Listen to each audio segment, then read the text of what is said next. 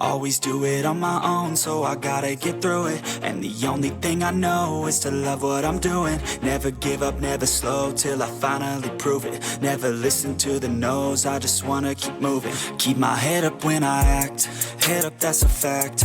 Never looking back, I'ma keep myself on track. Keep my head up, staying strong, always moving on.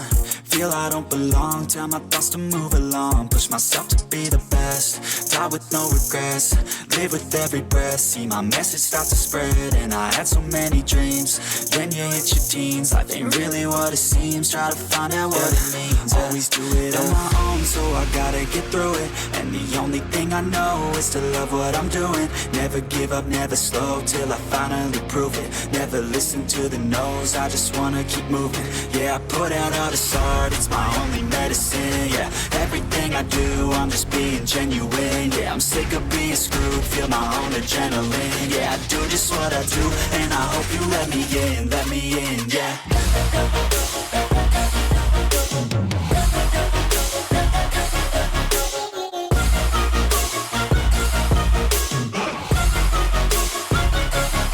I'm grateful, oh yeah, able, oh yeah, I'm stable, oh yeah, no label, oh yeah, you know me, I have only a path, I'm lonely, but damn, I'm going to win.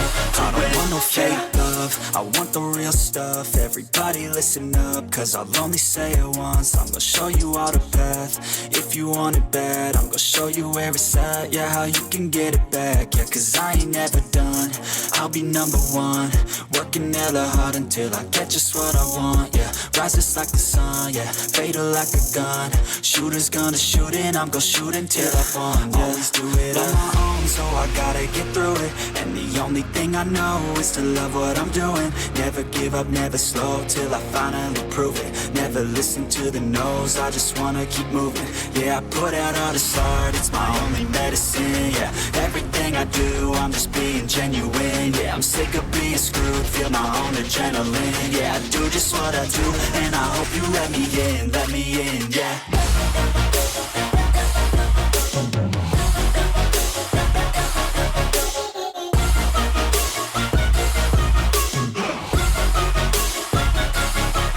Grateful, oh yeah, able, oh yeah, I'm stable, oh yeah, no label, oh yeah, you know me, I have only a path, I'm lonely, but damn, I'm going to win, yeah.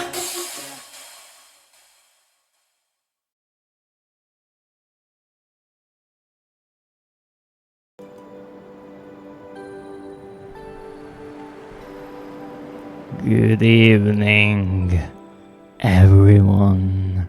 I am the Dreadist, and welcome to my humble abode, the shop of all horror and dread. And what a start to today's stream with a raid from Zap. Welcome in, raiders. Let me welcome all of my wonderful viewers.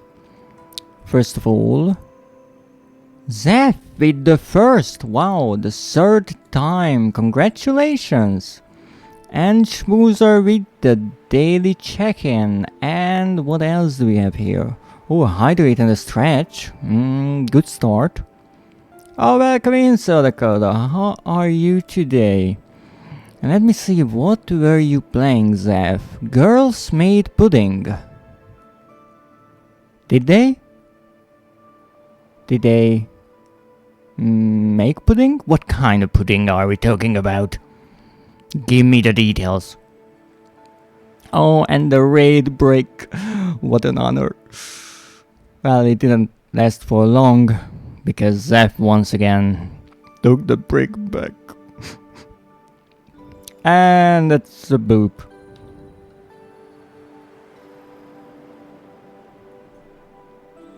You had exactly 1,200 points. You spent it wisely. I'm proud of you. Only once and then they disappeared? Oh, what happened? Please do tell me while I enjoy my scalp and nose massage. Really rather specific, but You get used to it. Though, I might need to do something with the redeem, because only the right side of my nose is getting any attention. The left might get jealous. We lost the lesbians! It was a sad day. That is indeed a sad day. What happened to the lesbians? Scalp massage. Look, I might be a monster, but I can enjoy a bit of a spa day myself. Okay, now enough of this. Stop messing up my hood now. Wow. They are in the apocalypse, and when people don't look at each other, they vanish. Ooh. We lost 3 lesbians. Oh, that's terrible. How many do we have left? Just for statistics, you know. I'm not sure who would care about statistics in the apocalypse, but 0 lesbians are left. So who's left then? Other than apparently the lesbians went extinct. That's a sad day indeed. Do we have anyone else maybe remaining, or the earth is just a lifeless wasteland? The motorcycle is left. Great. The motorcycle is a living being now. It has conscience, or it's just a motorcycle. I mean, that's a nice thing to have. I'm not sure how useful in the apocalypse, but why not? I mean, nope. The 2 of them traveled around looking for more people. They only found 1 other girl, and they all died. Ooh. That's a tough situation.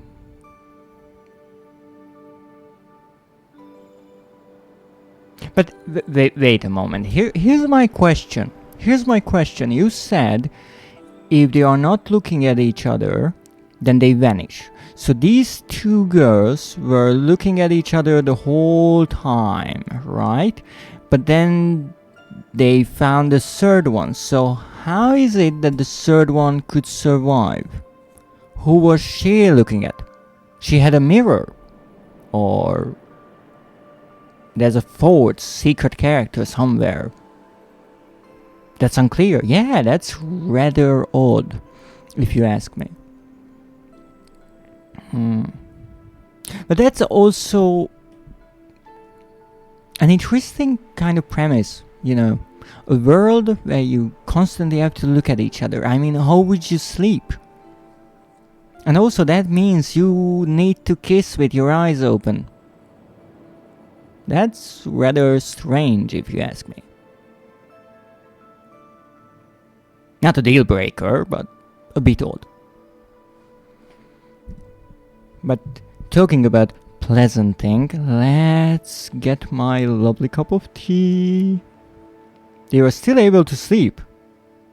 How?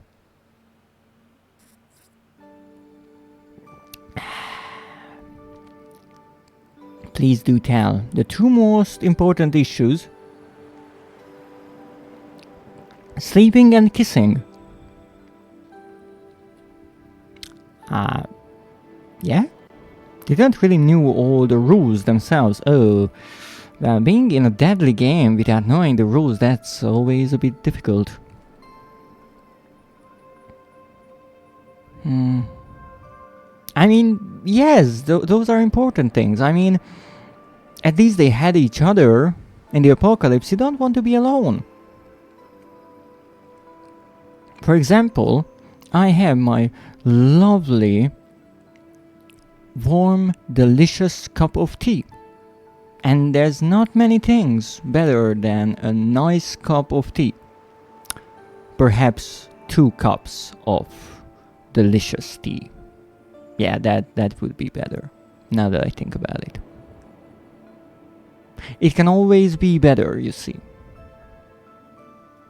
But Let's not be greedy.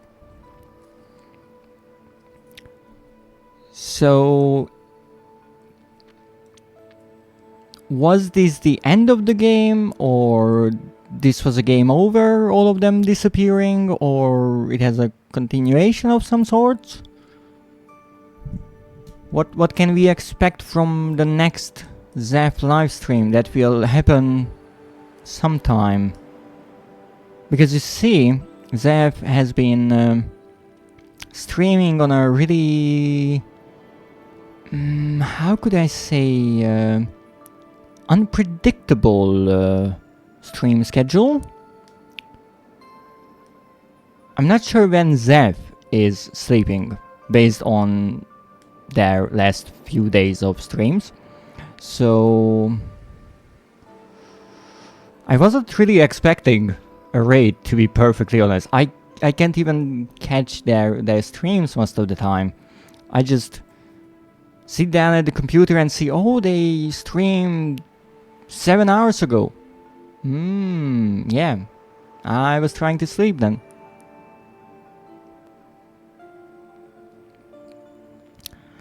It was a game over. Oh, I see. So you can restart and get your lesbians back. That's really good.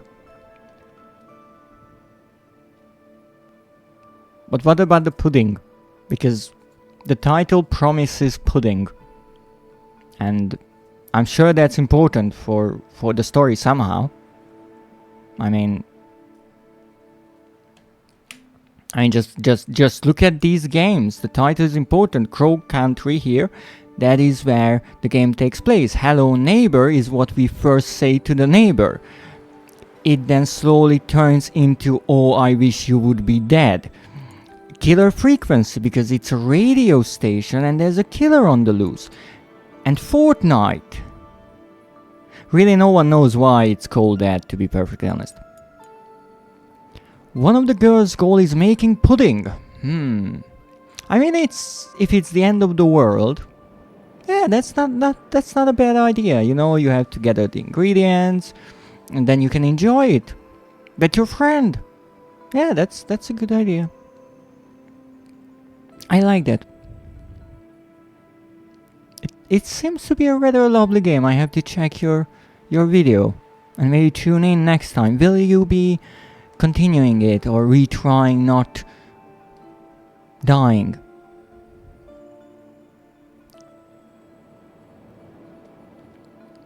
I'm sleeping normally right now. You are sleeping right now? And you're chatting here? I didn't know you were one of those sleepwalkers. Or sleep chatters. Chatterers? I'm not sure. Might retry, it was pretty interesting. Yes, it indeed sounds really interesting.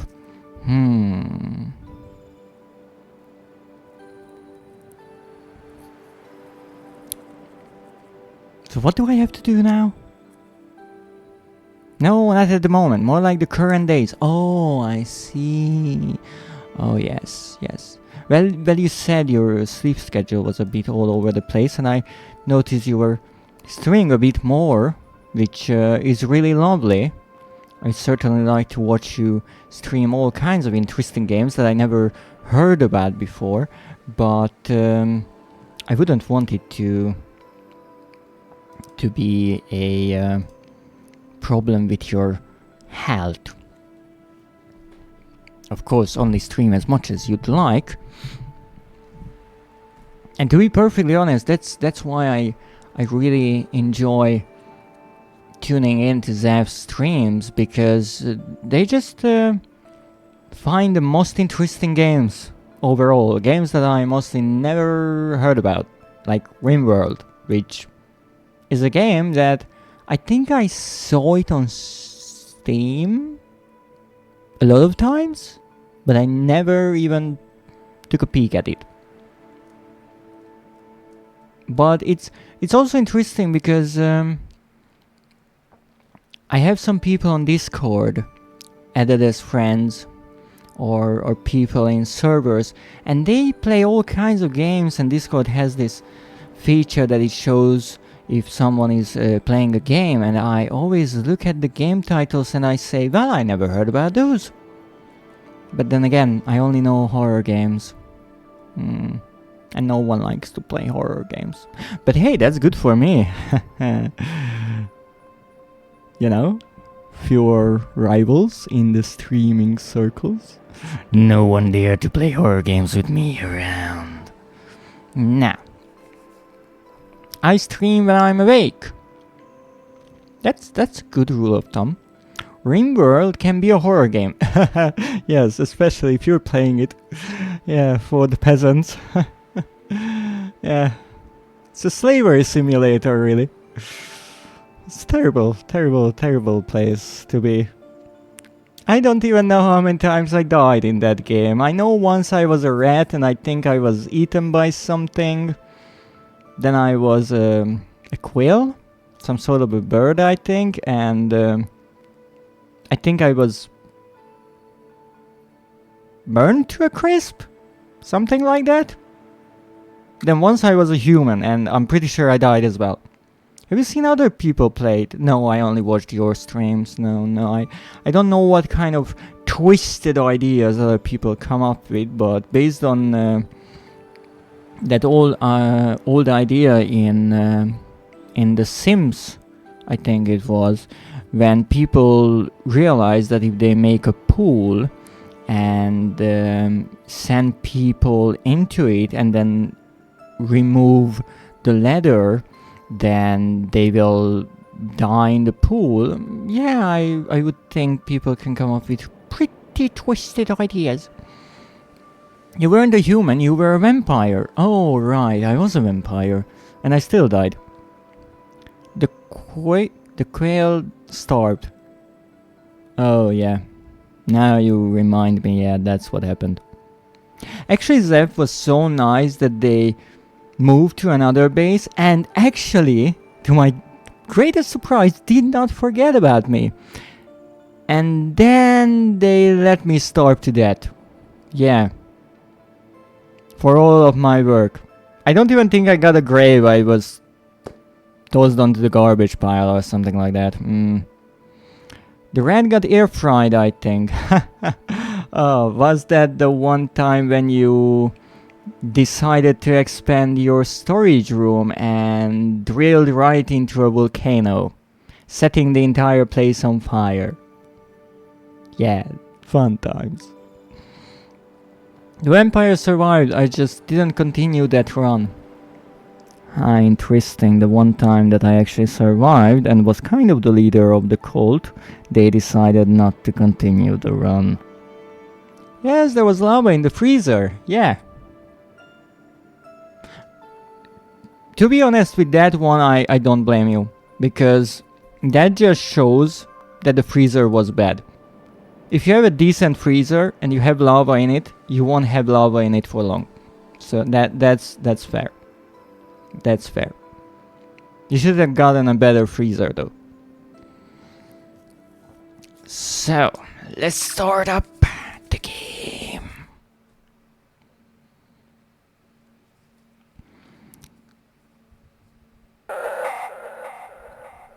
I never checked what other games this studio created, but I am more and more interested. But first I want to finish this.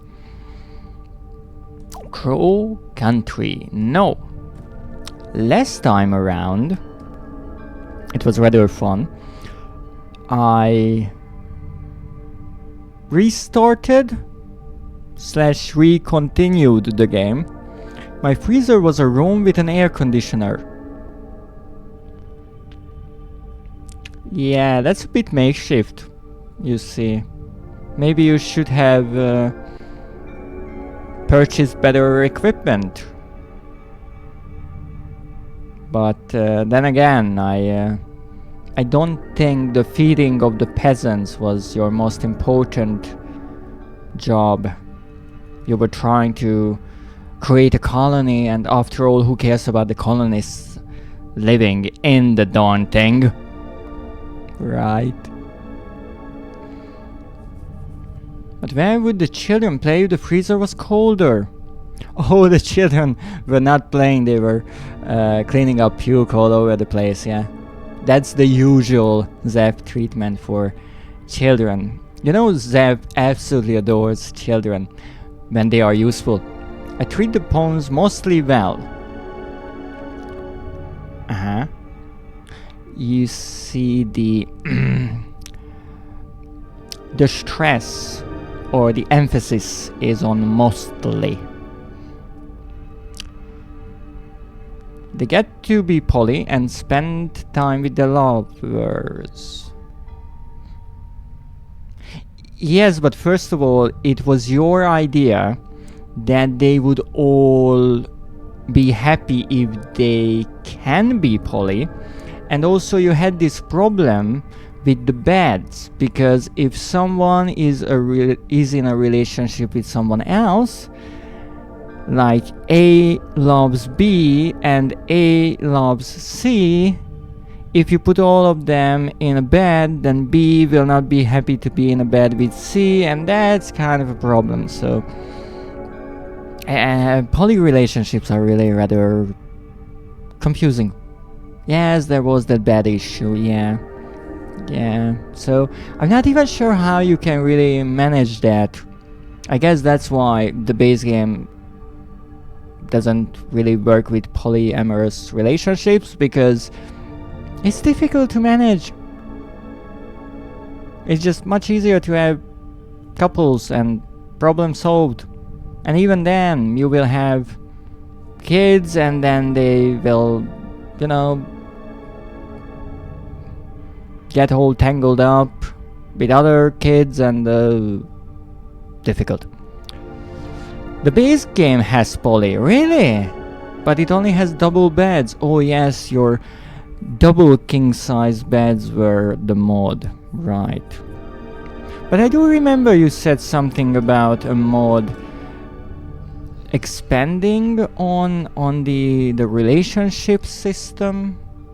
I'm not sure. It's really interesting in RimWorld that it's a simulator game, but to the extent that everything can be a quantity or a number. So I even think there was a chance of hookup in percentage, which is kind of absurd, but it's interesting. The only one time that I got really confused about it was when someone had a 102% chance of hooking up with someone. I'm not sure what that meant. I guess it meant that it was already happening? Yes, I expanded the sexuality system because the base game doesn't do sexualities well. Yes. It can be really confusing. But with RimWorld, it's interesting because you have humans, but you also have vampires, and I guess you have these cyborgs who are kind of obsessed with body modifications, and then you have all kinds of other creatures. So that would mean you have new sexualities as well. It's like vampire sexual. In the base game, everyone is straight as default, and gay is an extra trait. Interesting idea. Being gay is a trait, but being straight is not. Interesting. So the trait overrules the default? Because if not, that would make them bi. How could you be bi with this system? I guess you couldn't be. That's terrible. So now you can hear about how Zeph is creating their colonies. Everyone is in a big lovely relationship with everyone, except some people hate each other, but they are in the same bed. And then you start wondering about why some people end up dying mysteriously. My mod gives everyone sexualities with separate sexuality trait. Ooh, that's confusing. But again, I saw that played and they could somehow understand all the stats and everything. For me it was, oh, that's a big nice table of numbers. Especially when it comes to the priority of jobs they have to do. That gets confusing. Kids die because they try playing with cobras. But why are there cobras in the base? You know, maybe you would need defenses, I guess. Though you could say that's kind of natural selection, but I take no blame for the children dying. Oh, you were the cobra, weren't you? Kids like running around in nature. Well, why don't you create children who are not stupid? Okay, that would be impossible. Okay, maybe I need to forbid the everything. Okay, here's the idea. What if you take a cobra, squeeze them real hard for the venom, and then you use that venom to genetically engineer children who are resistant to the venom of the cobra? What you say? That's a pretty smart idea, don't you think? And only one cobra is hurt in the process. You're gonna do what? Well, there are some sacrifices. Doesn't work like that? No? Can we squeeze the cobra just for the fun of it then? No, okay. The snakes stay. As long as they don't threaten my kins.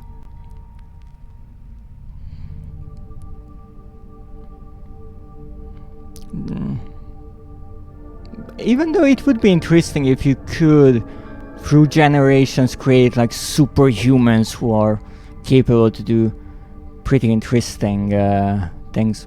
Yes, King Soda, they are a snake. Ah, no. I wouldn't hurt Soda Coda, oh no. Also, they are not a cobra, right? I was specifically talking about the dangerous wild cobras in Rimworld, right? Not the real ones. They are adorable. As long as they don't want to kill me, but yeah, snakes are really rather nice. I like them. And actually a fun fact, I do believe snakes have the highest number of bones in their bodies, even though when you look at them, they don't really seem to have many. Wouldn't be anything new. Seb puts me in the freezer all the time. Why? Why would you put a snake in the freezer? Obviously they can't deal with that. They need warmth. Freezer time is this. What? It has a name. What you mean? Freezer time.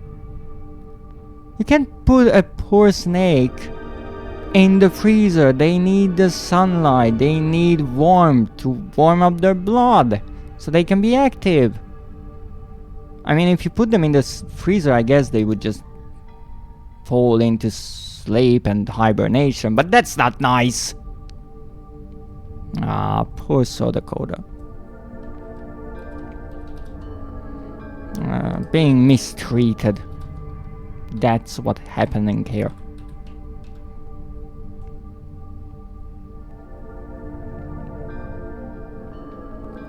Here, take a hug. Just don't bite me. I'm not sure what kind of snake you are. Aw, that's so adorable. Hugging the chat like that. I absolutely love Soda Coda's emoticons. They are so nice. They are so expressive. Zap's biting emoticon is also really expressive. Ouch! That hurt. Those tiny needle-like fangs. You wouldn't think much of them until they pierce through your skin. Then they are really painful. I'm a rattlesnake, and yeah, my artist did great on them. You're a rattlesnake. Well, that's not venomous at all. But actually, now that you mention it, I always wanted to have a rattle myself. They are really interesting. If you ever seen the insides of a rattlesnake's rattle, it's amazing, because normally you would think it's a hard shell and there's something in there that's rattling, but no, they are little chain-like pieces moving on top of each other. The only problem is, well, you can only get one if you kill the poor thing, which is not nice, but I would certainly like to acquire one from an elderly snake after they lived a nice and long happy life. They are actually evolving to have smaller and quieter rattles. Stealth snakes. Ooh hoo hoo hoo hoo. I mean, the rattle is there,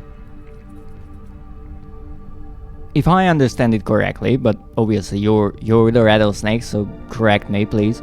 But as far as I know, when a rattlesnake is hunting, they won't be making noise, because that wouldn't make much sense.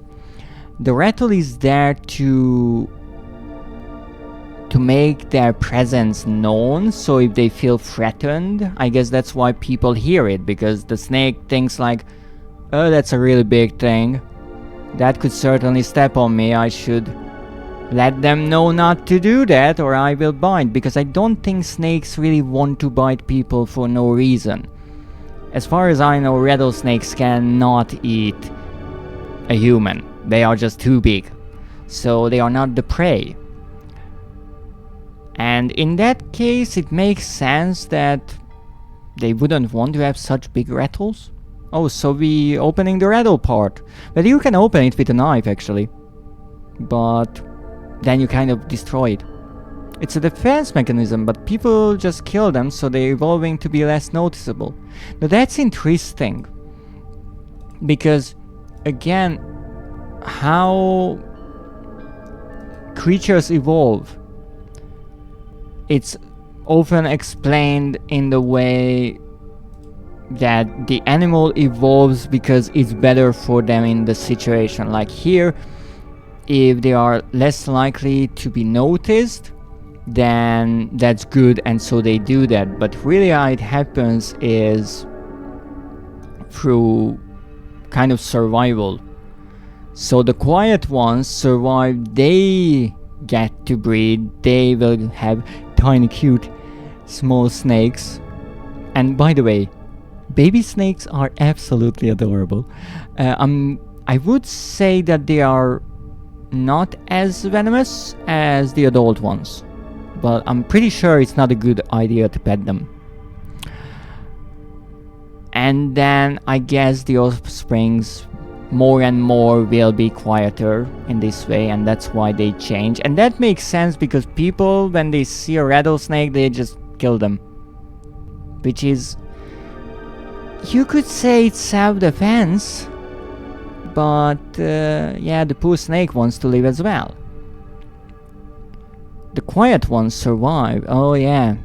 And it seems we will have a new meaning of, you gotta look out for the quiet ones. My sister has a phobia of snakes. She can't even look at pictures of them. Aww. So I'm guessing Soda Code and your sister are not the best of friends. Ah, that's a shame. But then again, yes, snakes, I think when it comes to phobias and animals Snakes and spiders are the top two, if I'm not mistaken. Maybe there's something else that I'm forgetting. Maybe insects like centipedes and such, but they are more disturbing than dangerous. Snakes are dangerous. I have a phobia of dogs.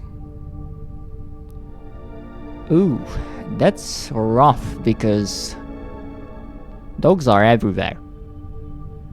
Very impractical, yes, indeed it is, because, well, most people are really happy with their dogs. And half of the internet is dog pictures. Any animal can be dangerous if pushed the wrong way.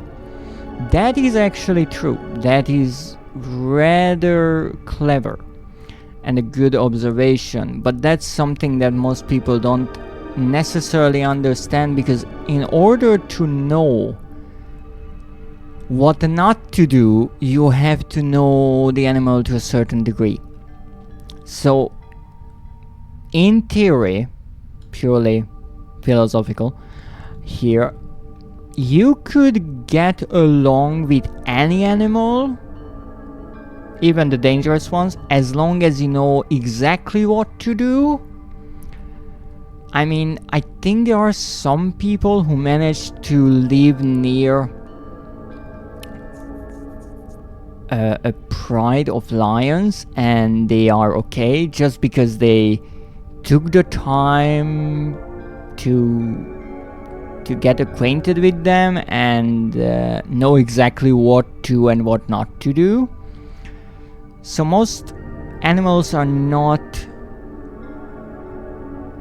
as dangerous if you know how to handle them, definitely. And that's the thing, most people will say, well, dogs are cute and all that. Dogs can definitely be dangerous. I mean, they can bite. And even cats can be dangerous because they can bite and scratch. Big times. There are animals that can't attack at all, like earthworms. Oh yeah. No, that's not true. No. An earthworm can definitely take revenge. Once you're 6 feet underground, oh, they will have a great time taking revenge. Quite a feast. I like dogs in theory. I don't trust the owners to raise them right or hold the leash well. That's actually a good point. I see so many dogs on the internet that behave terribly, and my reaction most often is not that the dog is inherently bad, because I don't really understand what a bad dog would be on paper. What I feel like is they were raised poorly, so they got certain acts and bad behavior were reinforced by the owners, and so the dog thinks that's what they have to do. I'm not scared of assistant dogs. Why did I want to read assassin dogs? Because I know they are trained well, yes. I mean, most assistant dogs, they don't even really care about you. They just go on their merry way. They are doing whatever their job is. And actually that's something I mentioned on stream before, that you have to kind of learn as a human how to behave, because for example, kids, but even many adults, they see a dog and they want to right away pet them. And I think that's a terrible idea. First of all, if it's, as you mentioned, an assistant dog, don't do it. That's something that should be taught. But even if it's just any dog, I would first want to ask the owner, because maybe the dog doesn't like to be touched, or they are maybe small and don't know what to do yet. It's like, I can more than imagine many cases where someone is just walking on the street, sees a dog, pets them, gets bitten, and then they get upset. And it's like, maybe you should have asked first? Always be scared of assassin dogs. Yes, that's... Well, maybe not. If you are not that target, maybe that's okay. Though, if you saw their face, well, there's only one way to keep someone real quiet. I'm more scared of small dogs than big dogs, because they get raised less well. That's interesting. Yes, but they can only bite your ankles. I mean, how I look at it is, let's forget that dogs are pets for a moment. If you are maybe out at night, you see a dog, the dog attacks you, I think if you actually get into a fight, then you have a better chance against a smaller dog. So that's why I would say the bigger dogs are more dangerous. But yes, in the way you mentioned that they are raised, probably.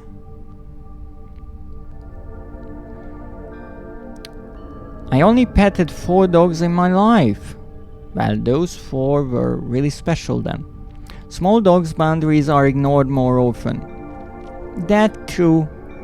I think with big dogs, because their needs are more taxing on the owner, right? They need some kind of a garden, they have to be able to go out, they need plenty of walks, they need to be taken care of, play with them. I think because of that, the people who buy those or adopt those kind of dogs, they are more well aware of how to handle them, how to raise them. With tiny dogs, when you buy a dog for like a 1-room apartment, which I still think is a terrible idea, it kind of became just like an accessory. I saw so many people who like have a dog sitting in their purse or something, and I'm like, what's that creature? Because after a point, some of these really small dogs, they don't even look like dogs.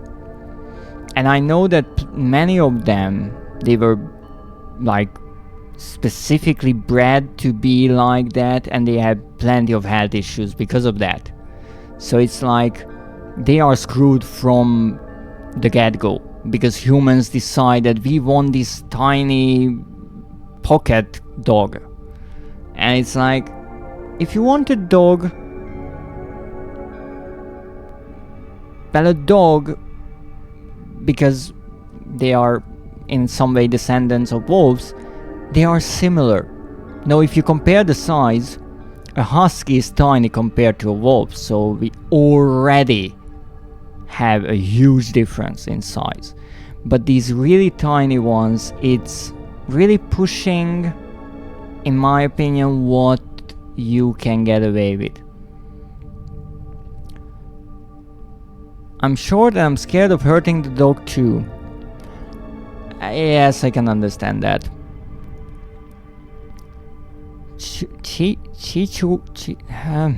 I know which one that is, the tiny ones. Always want to fight me. That's interesting, because there is this saying, and there's something to it, that tiny dogs bark way more. And to the annoyance of many people who live around them, mostly the neighbors, they have really high kind of noises. They have a really odd bark. It's not even like a dog.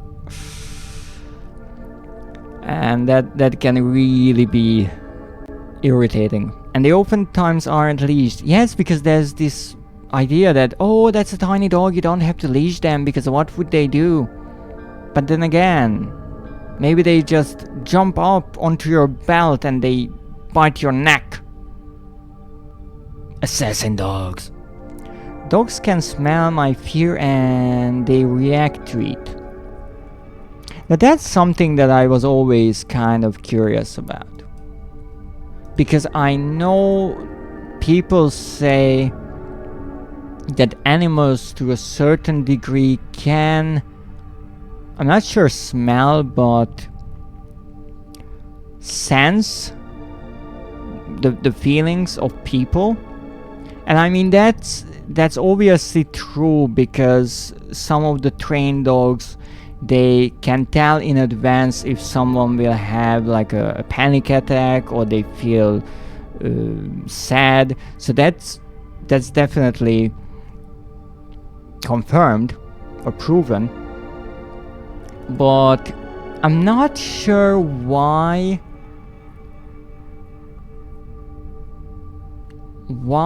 dogs would react to fear in a way that is scaring the person more. I mean, I wouldn't think that the dog would act sympathetical, but I also don't think it's a hunting instinct, so I'm not sure what it would be. It is a pheromone and they can smell better than we can, that's true. Prey drive. Is it? So any creature that is scared, either because of the dog or any other thing, the dog would just go after them because it thinks that it's prey. Some dogs think it's funny, some react because fear is suspicious to them. I'm not sure, I never really dove into that part of how and why dogs react and how to handle it. So I don't know what is the thing you want to do. For example, with wild animals, like let's say you learn about bears, right? And they say, well, if there's a black bear, those are the smaller ones, you want to look big and loud and kind of scare them away. If it's a grizzly bear, so the brown ones, those are the big ones, I think you want to play dead, because there's no way to out-strengthen them. And I heard once, I'm really not sure about this, but I don't think many people are really faced with this. If you ever meet with a polar bear, then the best thing you can do is to throw away your clothes and run. No, first of all, polar bears mostly live in really cold environments, so I'm not sure if that's the best thing you can do, but the explanation was that the polar bears will stop and be interested in the clothes, either because it's new or the smell, I'm not sure why, and you can run away. I'm not sure if you're like on the North Pole and you're running naked from a polar bear, how long will you survive? But that's what I heard. If you can see a polar bear, you are more than likely dead. I'm not sure. Maybe you work at one of those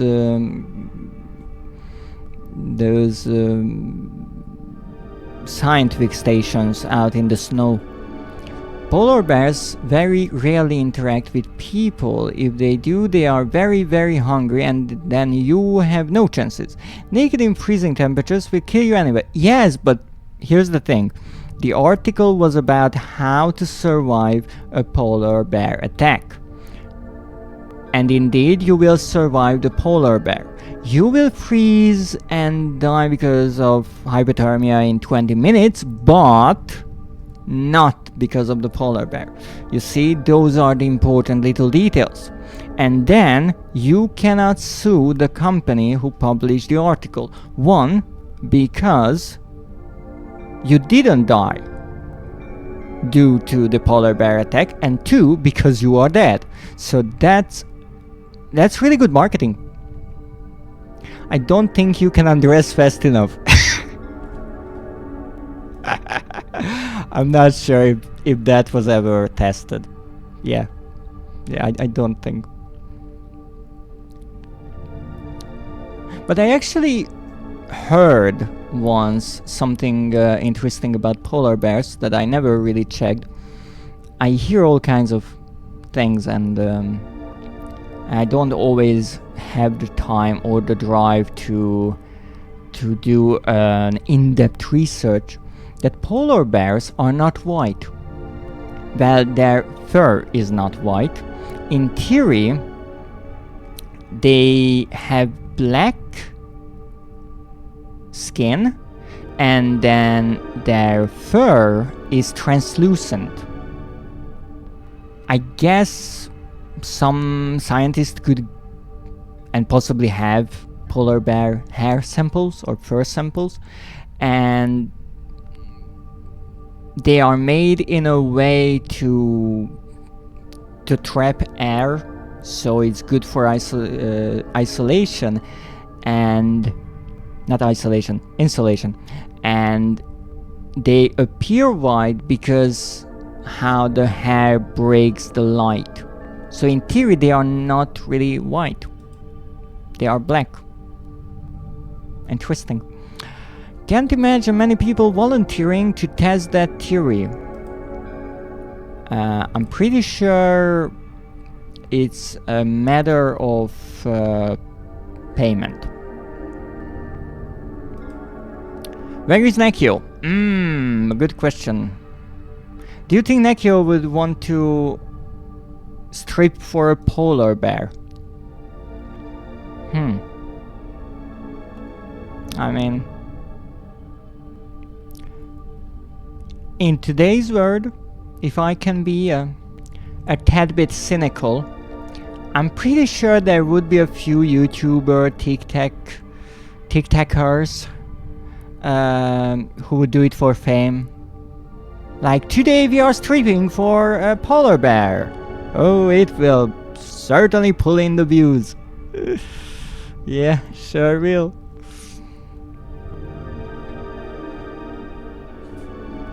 But with all that rambling, I think I should start looking around,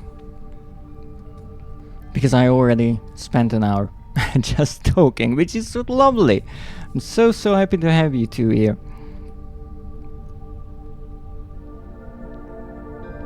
But don't forget to always hydrate. That is certainly important, even for snakes. Even though I'm not sure how snakes drink. I never saw a drinking snake, but they sure have to drink, right?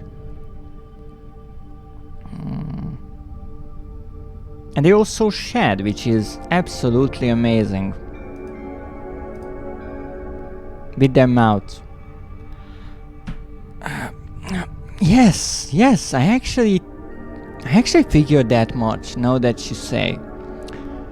Indeed. I was thinking about more in the way of how they drink with their mouths, because you see cats and dogs, they kind of curve their tongues to make a little spoon, and that's how they lap the water. But I don't think that would work with a snake and their tongues. So that was how I was thinking about this, but thank you for pointing out the obvious. Put them in a freezer. And put an ice cube in their mouth? That could work. Yeah. I mean, now that I think about it, I know it's a bit cruel to the animal, but those people who are working with really venomous snakes to take samples for antivenom and all those, I'm somewhat surprised that they don't use some kind of a cooling system to slow down the snakes and make the process a bit less deadly. But maybe they do. Frozen snake doesn't need to hydrate. What you say, Soda Coda? Is that true or not? Because at this moment it certainly sounds like a plausible thing.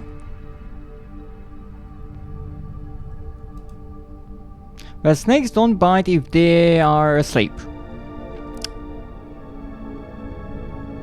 You know, this freezer idea is getting more and more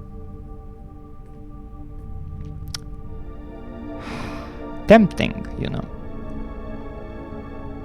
So apparently those pamphlets they hand out in America and Africa and Australia and all over the world, how to handle snakes and all that. All you should say is, like, put them in the freezer. Problem solved. I can't even imagine what is in the freezer of a family in Texas. It's like piles of rattlesnakes. Not again! You don't go into the freezer. You can stay by my fireplace if you'd like, as long as you play nice with the kin and the friendly possum we have around. Do possums eat snakes? I know some creatures actually eat snakes. I'm sure you will be fine. I live in Germany. Our snakes are harmless and rare. I think that's a good thing for your sister then. Which, I mean, it's still terrible to have a phobia. But imagine if someone has a snake phobia and they are born in Australia. It's like, you're screwed. There are snakes everywhere. Snakes, spiders, killer plants. You know, really everything wants to kill you over there. It's a fascinating place. I will never understand how people survive there, but they're just, I guess, real survivors.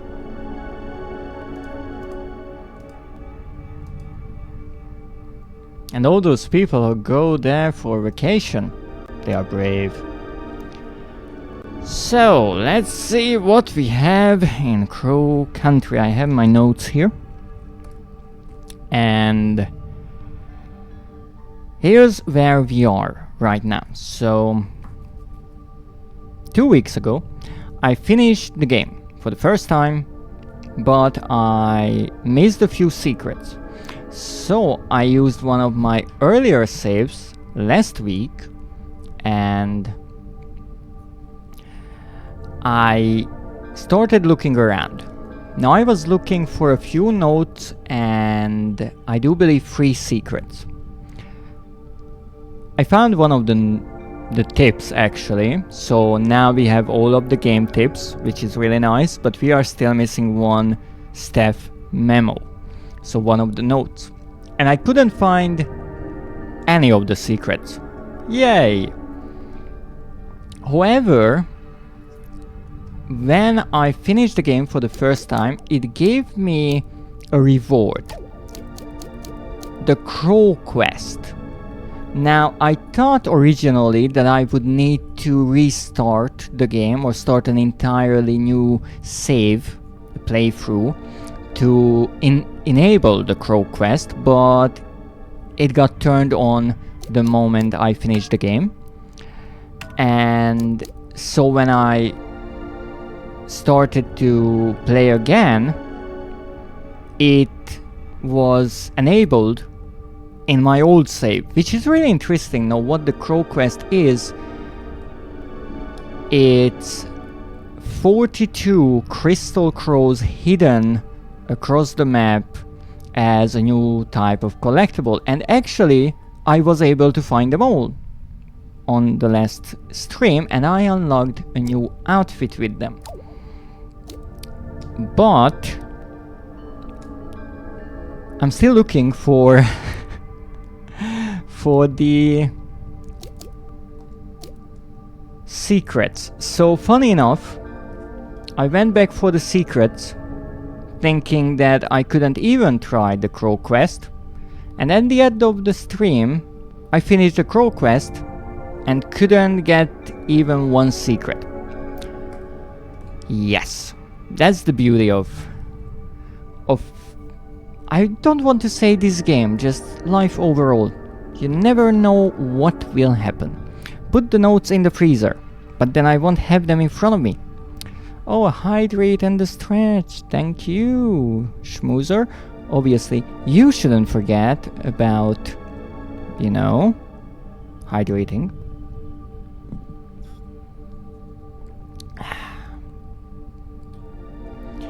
Now, last time around, I went all the way to the ending of the game, but I didn't finish it, and there's a really good reason.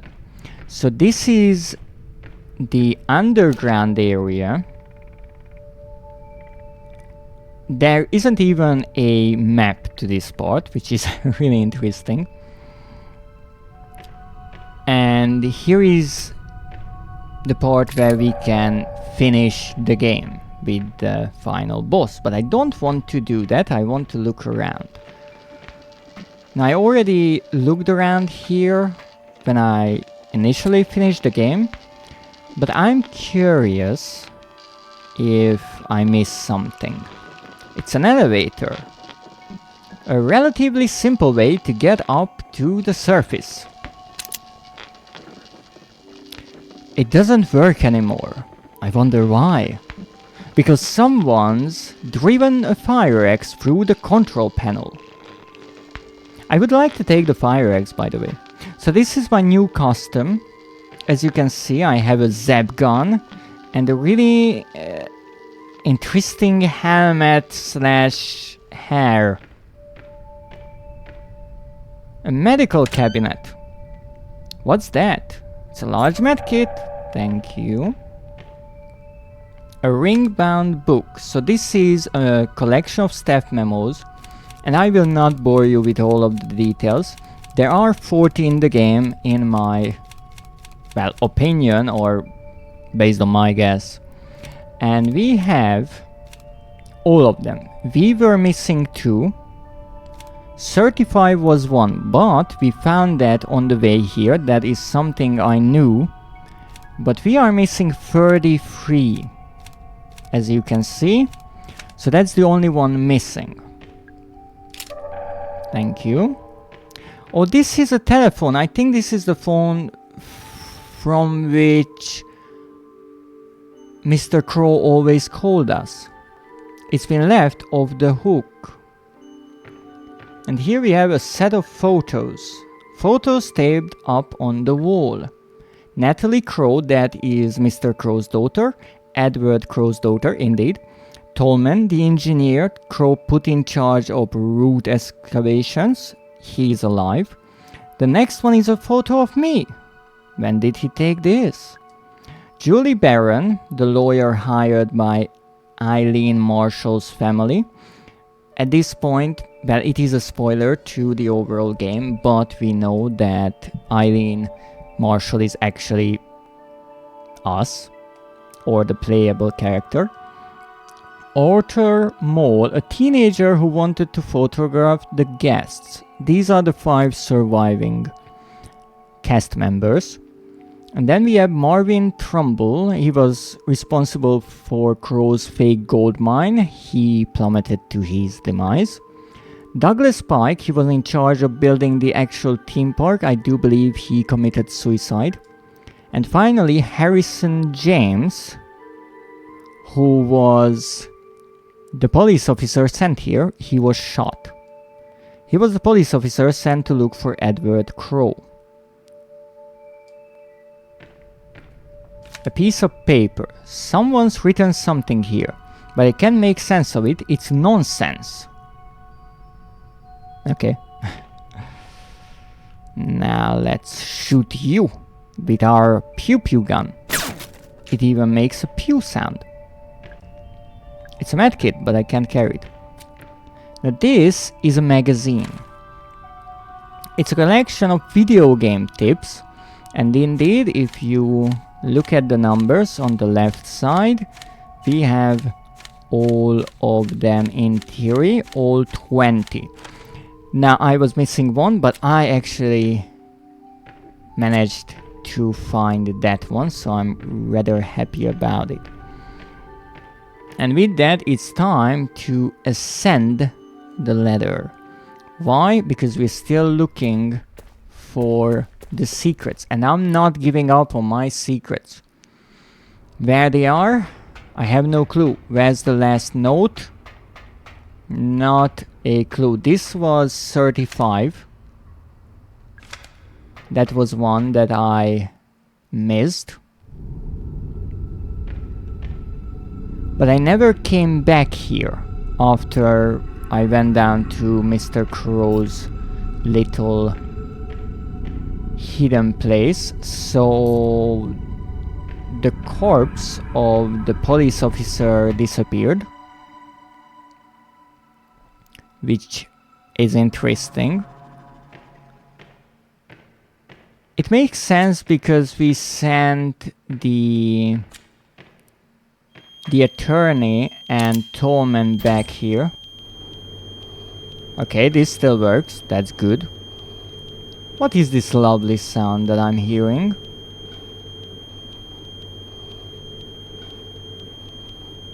Okay, you can stop. Thank you. Okay, so let's look around for secrets. And maybe anything that changed. So first of all, I can go back maybe to the car, because that is where I sent the people. Okay, this is really rather dark now, but no problem, I have my flashlight. Yeah, nothing changed here. Only a bit of a talk about the police officer. So nothing much is different here. Now I had one idea. This is not really for a secret, but an idea nonetheless. You see, when I unlocked this outfit, and actually when I gathered all of the crystal crows, I did not get a trophy. No, maybe that is because it's part of a kind of new game plus part of the game, or it was added later as an update. I'm not sure, but in the settings I saw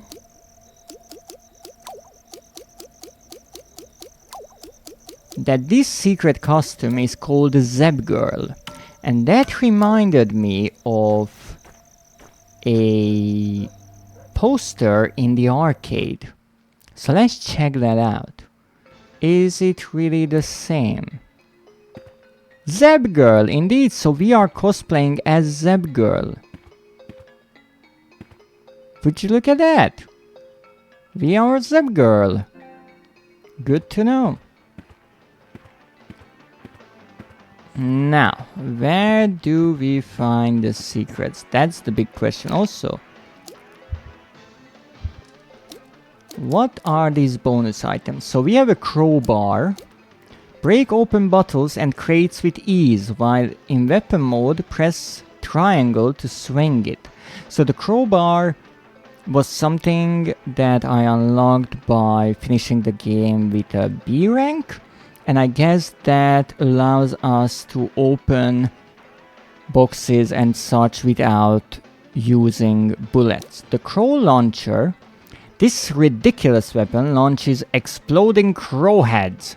It also has infinite ammo, so don't hold back. That is for the A rank playthrough. And the crow wings for the S. Complete the game with a rank of S or above to unlock this item. So there's one above. Concerning. Now I'm pretty sure I will have to finish the game with an S rank. We'll see. But for now, we have to look through this entire place once again and figure out where the heck we missed something. No, why this is somewhat difficult? Because I checked everything last time around and I couldn't really find anything. Does that mean that I'm lost? Not entirely. At least let's hope. So let's start our search. Now I have my makeshift map in front of me and that will be useful. Now maybe there is a chance that you cannot get access to every secret at this point. Maybe I'm screwed. We'll see. But give it a try. Let's see what we can do. So this is the bathroom. Or bathroom. And I remember I was able to turn on the hand dryers.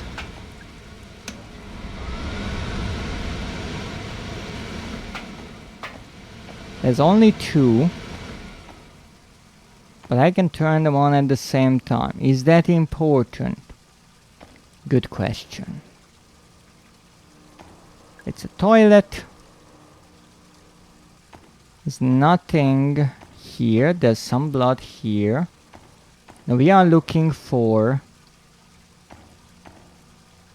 a staff memo. This is a magazine. We already checked this, so that's okay.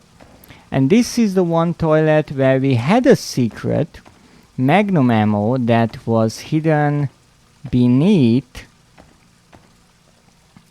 some bones. Now, do we have anything else here? Now, my idea is that there's only one secret in one given room. But given that we're kind of out of rooms at this point, maybe I'm wrong. I can make a little tornado here. I have a feeling that does nothing. But then again, who knows? So let's say that there's no secret here. Let's say. We'll see. Now I have all of the notes marked on my map and I actually took a look at them previously. So let's hope we will be able to find something. Now this is a save room. We have portraits here and that's something I find interesting. No.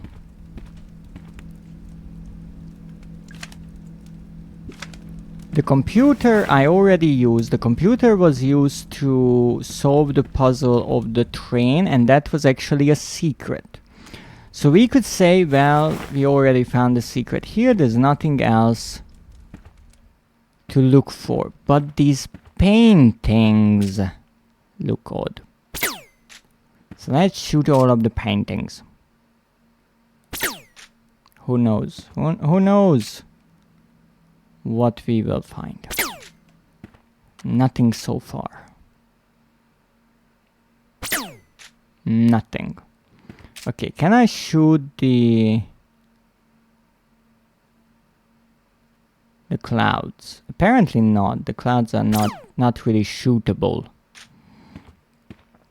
So this is where I think we found the flamethrower. So let's say that we got the secret from here. I will actually start marking the rooms with an S if I found the secret. So far, 2 secrets, 2 rooms. Good enough. Here, we had yet another secret that was in the register, and we also found the little mushroom boy.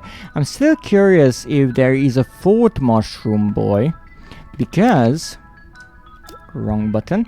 Because we upgraded the shotgun. You can see the little plus in the corner. The flamethrower and the magnum, that is why it's solid gold. We did not upgrade the handgun. No, it looks different, obviously, because of the skin, but we never got to upgrade it.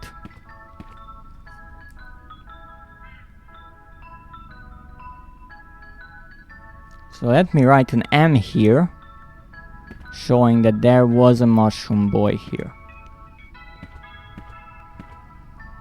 Is there a note here? As far as I know, we did not find any notes here, which is kind of suspicious if you ask me.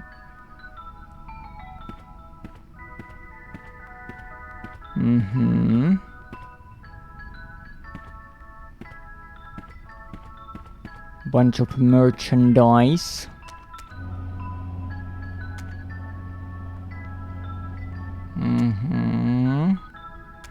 That's part of the puzzle. And this is actually a letter or note that is not numbered, interestingly enough.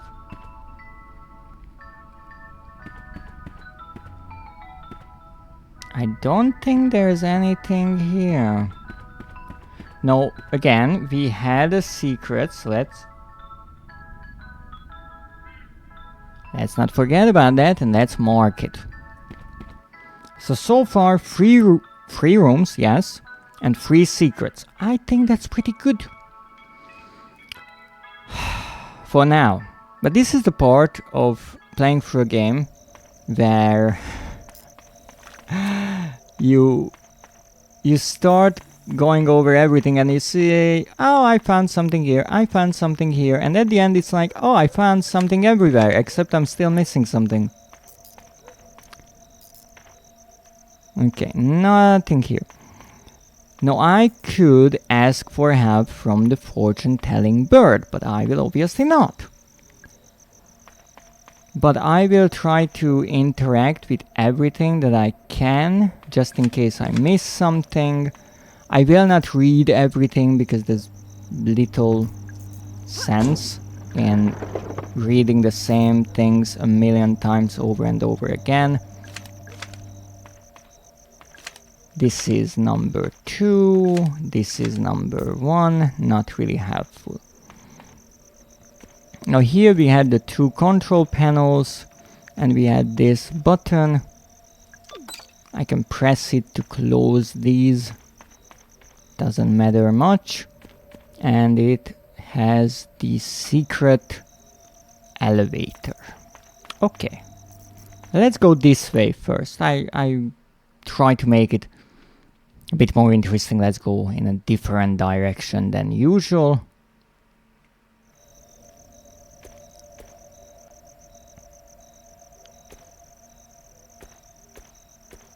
I know it's a bit dark. I am more than aware. But don't worry about it. We'll see what we have to see. It's interesting that I found all the birds, and I could not find the secrets. What's that? It's an antidote, but I can't pick up the antidote. It's a bell.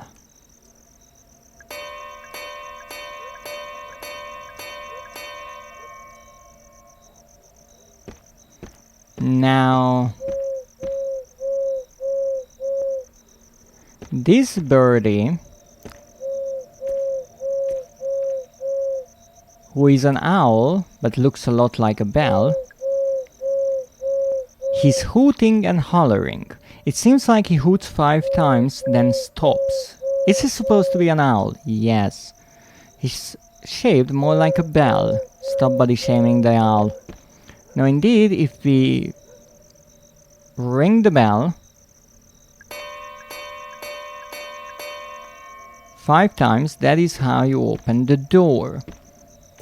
However, there's another owl in this park, and I think that hoots. Is that a verb? Hoots. 5. Instead of 5 times, I think it's 7. But let's go there and let's check. That's a tiny detail, but who knows? This is a clever game. It wouldn't be such a huge surprise to me if it pulled a trick like that.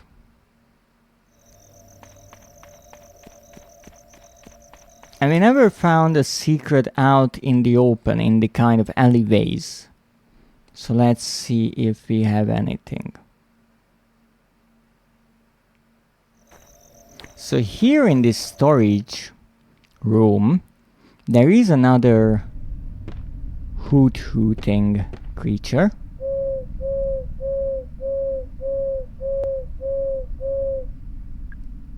It's like the one outside the haunted manor, although this one seems to hoot a few more times in a row. I think 8. Is that it? 1, 2, 3, 4, 5, 6, 7, 8. So it's always hooting 8 times.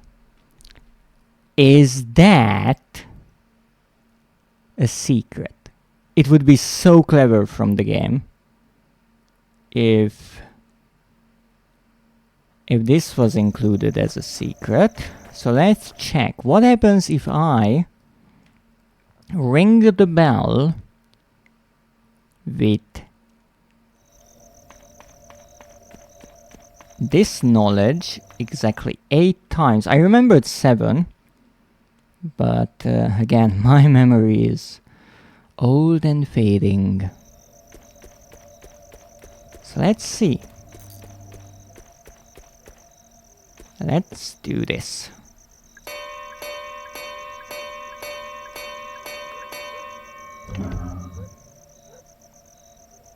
I absolutely adore this game, and it absolutely deserves an applause.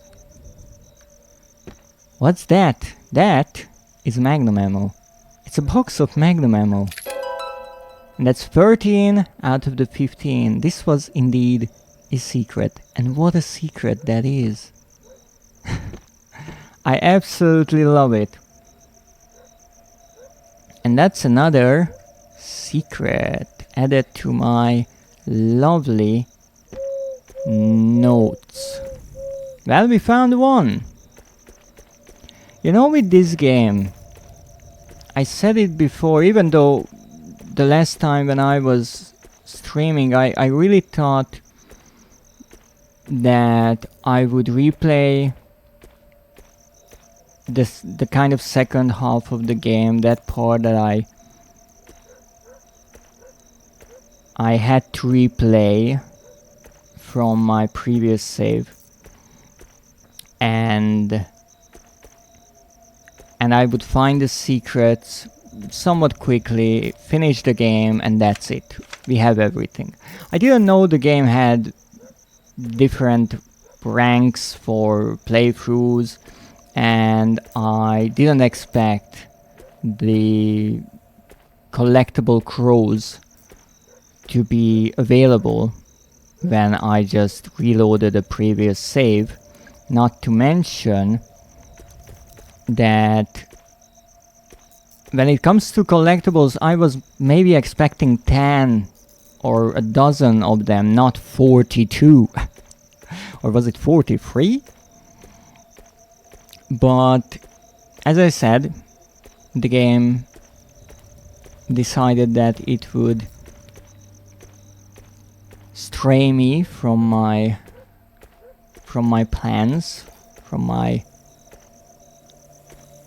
route, and pull me aside for some collectible hunting. But it's kind of sad for me to know that soon this will game come to an end, because it's so lovely, it's so clever in so many ways. It's a signpost. I can't read it from the back. I mean, they included a line for that. If you read or try to read the signpost from the back, and that just shows that the developers polished this game so much that they had fun with it, or at least I want to believe that they had. So let's see, what do we have here?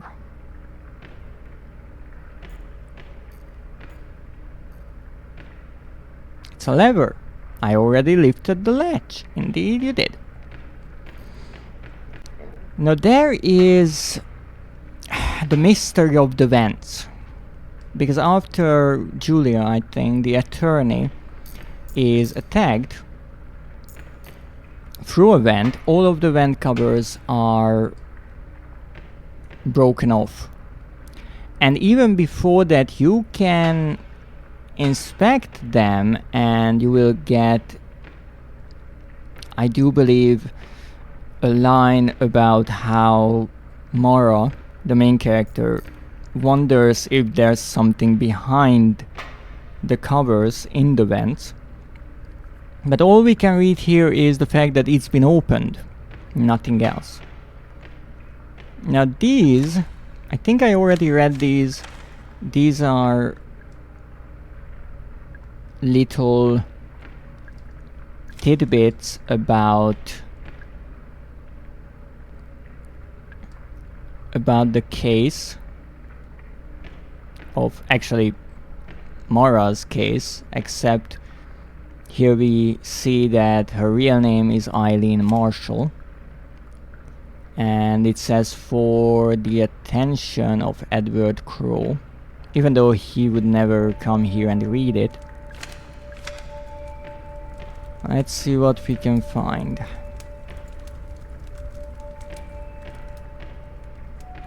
No notes here, no memos. This is 18. It's a magazine with all of the game tips. This is a letter. No, letters are not actually counted, as far as I know, towards the memos. They are just letters from... what was his name? Marv. Yes, to Edward. Talking about the gold scheme they had going on. Now here, it's a metal safe. I already took the crank handles. So this, in theory, this place had a puzzle with this name, Tom B. Stone, the year Selena died. It was a really rather clever puzzle connected to the crypt just beyond these staircases, or this staircase. But that would mean there isn't a secret here. No, I would say that there are no secrets in a safe room, right? Because this is a safe room. Here we can save.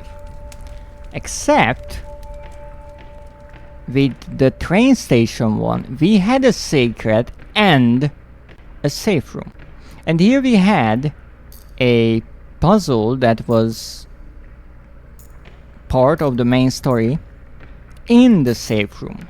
So that's not true. You can have puzzles in the safe room, indeed. Now here, however, I haven't found anything. This is the machine that works with the gold. And I can do anything with this machine. I inspected it many times. There is no button to be pressed. There's nothing I can do. It's just working. And that's weird. At least to me, that there's nothing I can do in this room, or actually in the other one like this one, that is part of this gold facility. Now here we have the cell. I'm not sure if we found the secret in the cell. Somewhat. Here we have a notebook from Tolman, which is another kind of collectible that you don't get easy access to, let's say, because all the game tips, all the staff memos, you get those gathered in the game magazine and the notebook, I think, the ring-bound notebook, in the save room. The letters from Marv and Tolman's records, you don't get those, so it's a bit difficult to follow them in a way. You have to go around the map to read them again if you want. But I guess you only get access to them through the main story as you progress, so you can only read them in the proper order. Now here's a panel that we use to open the cell door. Can I close the cell door? I cannot close the cell door, it seems. And we don't have anything, only this one bed. All we learn about it is that it smells strongly of bleach. That's it. We also have a bucket that we can stand in. We have this chair where I think the attorney was actually sitting for a bit, and that's it. There's nothing else here. Kinda strange. Now we had birds in there, but again the birds are for kind of the second playthrough. Now what is interesting is this is staff memo 17. And how I kind of trace them all around the map. It will be a bit difficult to show on this map, but I will try to do my best. So if you follow the numbers roughly, then you start at Crow Country. In the middle there you have 1 and 2. And from there all over the place you should go north first, I guess that's up. And there in the fairy tale town you will find the next ones. So you will find 6, 7, 8, 9, 10, all those. And from there, next you should head to Haunted Hilltop on the right, and there you will find 13 and 17 and 14, and then you actually go to the staff hallway. That's where you find 15 and 16, and actually you go all the way up to like 23, and then you have to go to the left to the Ocean Kingdom, and there you find 26 and 28, 29, 30, and the last ones you can find this way are 31 and 32 in Neptune's Palace. That's the restaurant a bit north of Ocean Kingdom. I don't have a cursor here, so I can't really show you, but I hope you find it. So that's the first 32. You just kind of follow the map around, and it's a bit all over the place, so it's not like a straight line that you go along, but you will find the notes. That's how I wanted to figure out where the missing ones were. However, at 32 the line kind of breaks, and that's the problem, because you see, if I take my notes, do you hear that? Paper. So classy. So, if I can find my glasses, so 33 is actually the one we are looking for. 34 is up in Crow's Lounge, right next to the S symbol, top left corner. That's 34. 35 is all the way down, not even in the underground, but down the ladder in the middle that you see there, where we started today. When you come up from there, I think this T-shaped part is where we had a puzzle, and that's where 35 is. So that's a bit out of the usual route, but whatever. Now 36 is actually in the utility corridor, so right next to Crow's Lounge, so there is some kind of a proximity there. 37 is under Crow's Lounge in that really tiny narrow room. 38 is in the games arcade on the left, you can see the blue one. 39 is in the utility corridor where I am right now, and 40 is in the crypt. So here's the big question.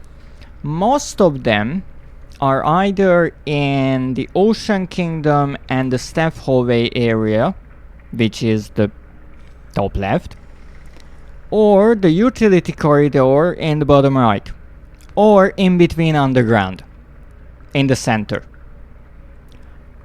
So where is 35? And where is 33? Well, 35 was underground. 33 can be anywhere. If we look at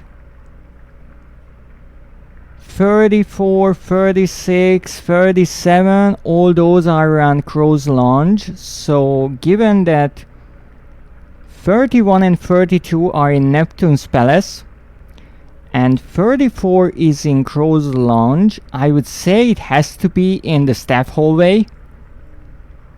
But then again, we know 34 is in Crow's Lounge, 36 is in the utility corridor next to it, and 35 is underground, which is obviously not next to it. And you can see even the elevator that would go underground is in the staff hallway, a bit down from the notes, and even if you go underground, it's in the central part that you can only access through the elevator behind the big Crow animatronic. You can see it on the bottom here, the little yellow dot, or through the two tubes on the sides that I couldn't figure out how to open. So that's the mystery of the last missing staff memo. Not as simple, but we'll try to figure out what to do here. At least I definitely will try my best to find that one, because this is one game where I don't want to look at guides, I have to say. I greatly enjoy this game, and I don't want to spoil anything from it. Now here I already checked everything.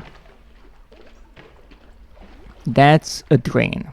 It's clearly not working. This whole place will probably be flooded soon.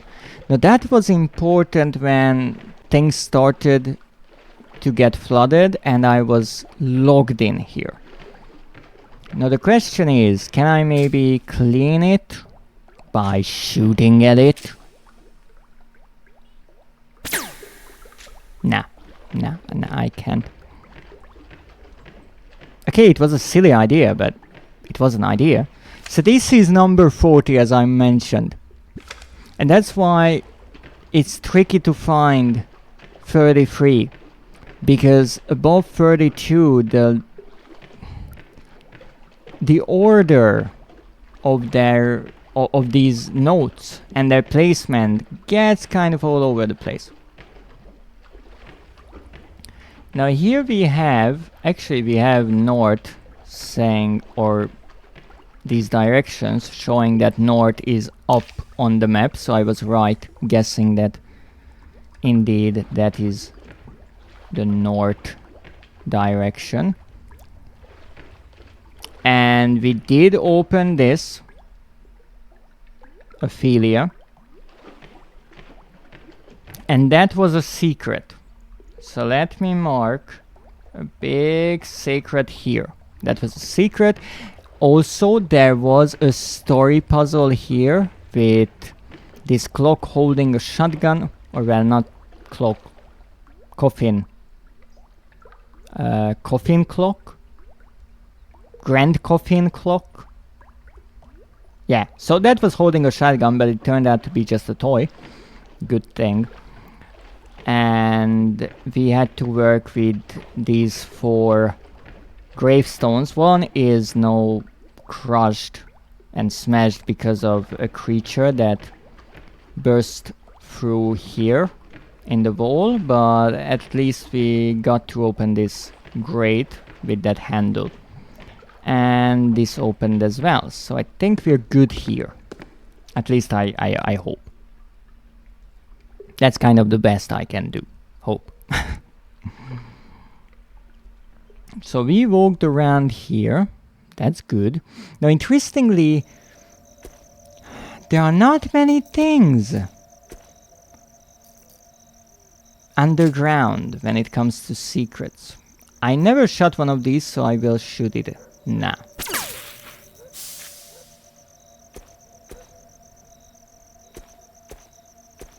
That would have been interesting to shock a creature with it, but as I mentioned, never did that. Kind of always found the barrels easier. So here, interesting little place. It's a window. There's something wrong with it, indeed.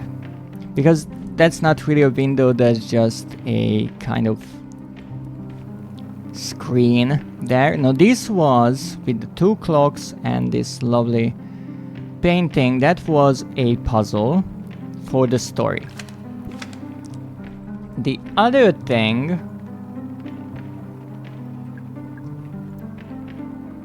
these paintings, this one, and this one, could be opened with the piano, and that's why the piano has 3 lights on top of it showing which painting is open, except this one stays open. Now here we found one of the mushroom boys, so let me write an M here. And we have bookcases. Now these bookcases I tried before. Many of them are traps. I think this one is not. The pulling of the pin wasn't a trap. It's not moving. Yes, it gives a grenade, but we don't blow up, actually. So that's really nice. The other ones... I'm done looking at these books. The other ones are a bit more deadly. Inconsequential, I think that doesn't do anything. It's not moving. Well, let's pull it. It just goes back, nothing happened. I'm done looking at these books. Well, either nothing happened or the game wants us to think nothing happened, right? Right. Now, the other ones mostly want to kill us. For example, the flames of hell would set us on fire. I tried those, I think most of them. And interestingly, the bookshelves are always random whenever you enter. So it could be that the inconsequential is some kind of a hidden thing and something happens when I pull that. I'm not sure. Now this is interesting, the globe is on fire. This happens later on in the story. I don't understand, did somebody do this? I guess this is kind of a subtle hint that the world will burn because of the guests or what Crow has done. When I originally examined the globe before it was set on fire, which was something I did not see, I just came back here and it was on fire. It said that it wasn't in good condition, but there's no point shooting at it, apparently. I have infinite ammo with this gun? Oh, good to know. So, I can't do anything with it. I had the idea to look for a fire extinguisher, because there are fire extinguishers all over the place in the park. But guess what? This is the one place where we don't have one. And that's why you put fire extinguishers everywhere, because the fire will obviously happen in the one place where you don't expect it.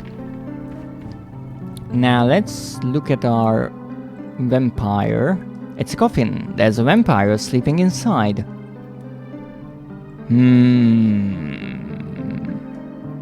It's not real, obviously. How silly. Now, here, the vampire setup, it made me jump. It's kind of cute though. Now, I'm not sure if there was anything behind the vampire. I don't think so. Nothing happens. It's kind of just a cute jump scare of sorts. No, the mushroom boy, I'm not sure if the mushroom boy is a secret. I have to be honest. I will have to see based on the number of secrets I find. But other than that, I don't see anything here.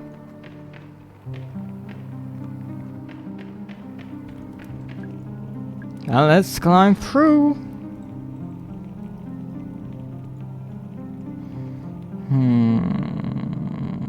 That's rather interesting.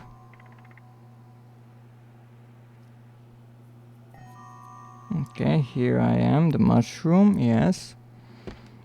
So this is the staff hallway, I'm assuming.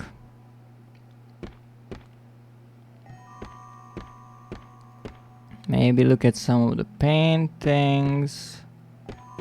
No. I already checked the locker. I already checked the tip. Painting, nothing.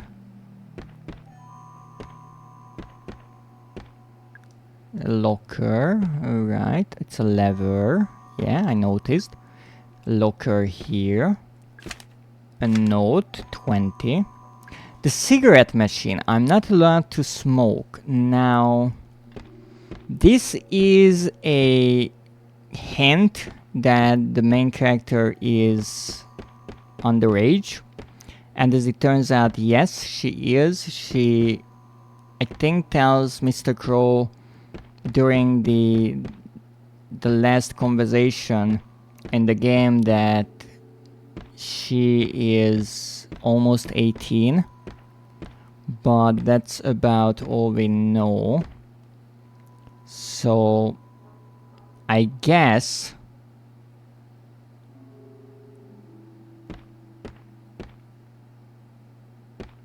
the idea is that with the cigarette machines around and this reaction of hers, and obviously when she looks for a name tag in the toy shop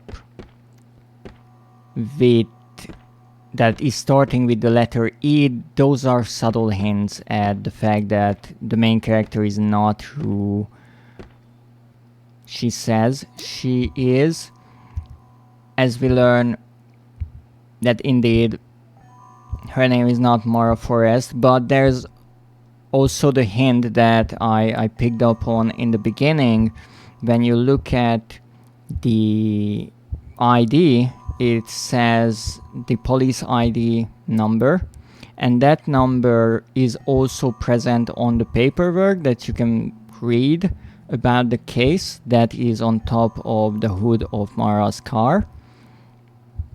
And so if you look at the two numbers, they are the same. However, here Mara's number is on it, but on the paperwork it's Harrison's name. And that's where I was wondering if the same number would be used twice, but I didn't really think so. And indeed that was another hint that something is up. And obviously later on Mara meets the police officer and she doesn't say anything about how she is a police officer or detective, even though that is what she tells the daughter of Mr. Crow. So throughout the game you can feel that something is up. However, I just noticed something. Do you see that? That's Magnum ammo right there. But I can't reach it. You know why I can't reach it? Because the door is in the way. But I was wondering why. Why is that like that? And I felt a bit worried that I may be screwed up and I can't do anything about this. But then I realized, wait, I can pull the lever. And now I can get there. Except that I can't because the door is closed. However, I can go around because this is a clever game like that. And I guess the idea is that, and this is just speculation because I don't remember, maybe you need to do something on that side of the Iron Maiden to make it work. Or maybe not. I remember that I didn't want to step into the Iron Maiden when I first entered the dungeon because I was expecting it to just kill me. But indeed there's a button there. I sure want to press it. Ow!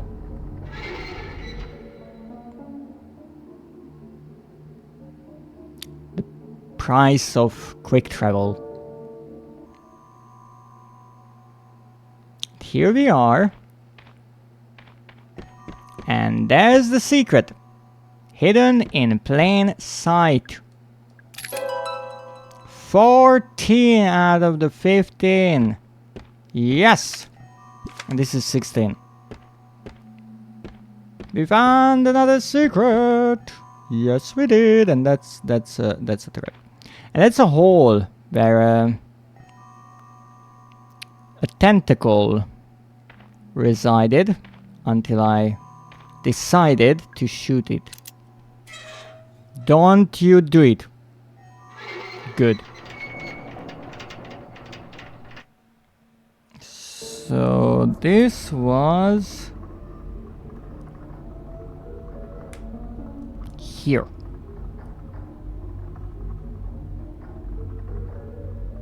Two secrets down, one to go. And indeed, well, I was a bit worried about the fact that maybe I opened that door and no, I can't get to the secret. That would be so annoying. But again, this is a clever game, and that's so nice when you can trust the game not to screw you over. And instead of worrying how you messed up, you always know, hey, there has to be a way. The developers thought of it. There has to be a way to figure this out. And that is such a nice feeling when you know that the developers are capable and you don't have to worry about how you might mess up your gameplay. Instead, you can just play around and experiment with things. And this is just a newspaper, so it's not something we are looking for. I think I looked all over the cells. I don't think that I found the secret in this room, however, that's true. I do not remember finding a secret here. So I will leave it for now, but maybe I will return here later.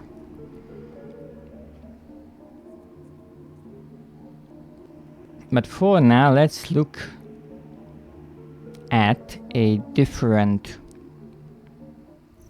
place of or part of the map. And that will be the fairy tale town, the northern part. Now, one thing about the owl puzzle, which I greatly appreciate once again, is the fact that even though you find the clue that you have to ring the bell 8 times on the other end of the map, and then you have to use it at the entrance of the mansion, you see right away that indeed you did something. Yes, cheese is ready. Thank you. Thank you for taking care of my kin. How are you today? So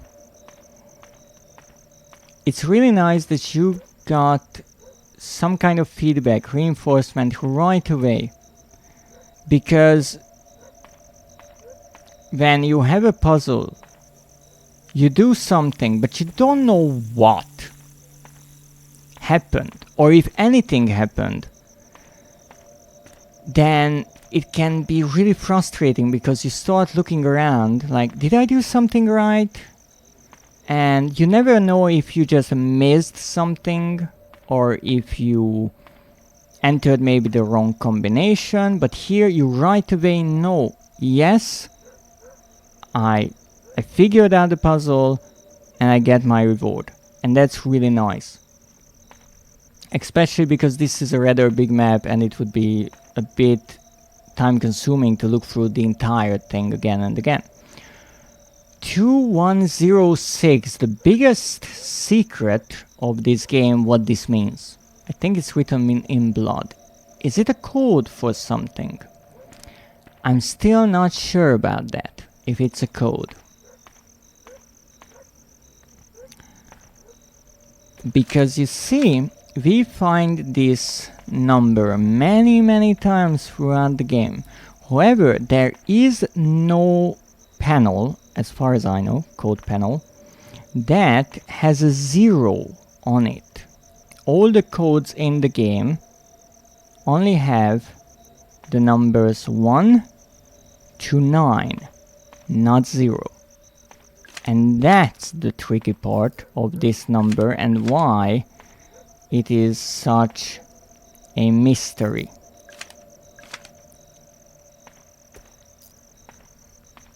It's a fake window. It's just a sheet of orange plastic, obviously. Does that mean I can shoot it? Okay, no. It's a fake window. It's just a sheet of orange plastic. But obviously, can I shoot it? No. Okay. It was worth a try. It's a staff wait, that's really... Number 3. Yes, number 3 is here. Don't even ask about it. What I'm standing on is actually a trap and a bomb. Before anyone asks. Yes. Nothing. Nothing. Nothing. And I think I came around. I looked at everything. Alright, well. One door at a time. We get closer and closer to what we need. So here we have a newspaper. This is not a staff memo. And it's not counted towards the 40. This one is.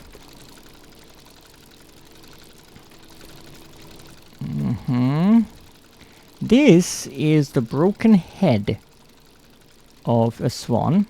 It's been broken. I wouldn't know how to repair it, so in theory it's not important. And again, there are some things in the game that you cannot really do anything with. And that's okay. That makes the puzzles a bit more difficult, but it makes the world around you much more colorful. Because if you see something and you interact with it or inspect it, you learn something, but it's not obvious that there is a connection to a puzzle there. It's a staff memo indeed.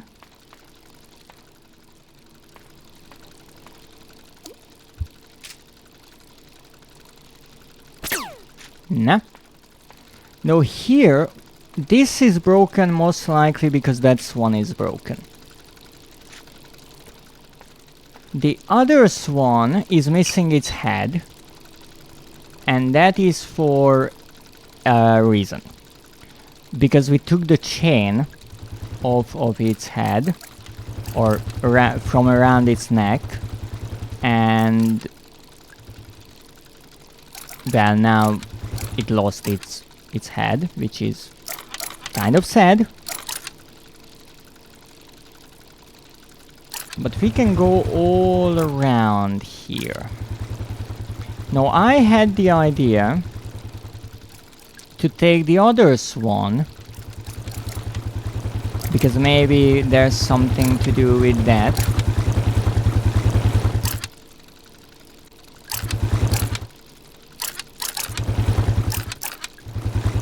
But it really seems like that I cannot turn the swan around.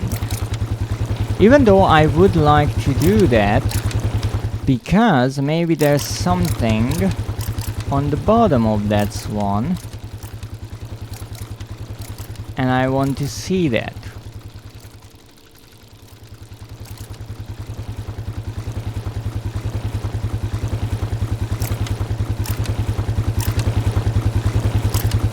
I think it's stuck in the corner. That's a shame.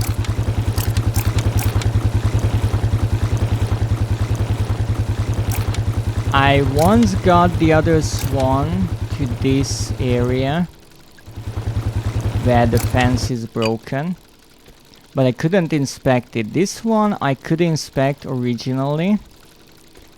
That's when I got the chain.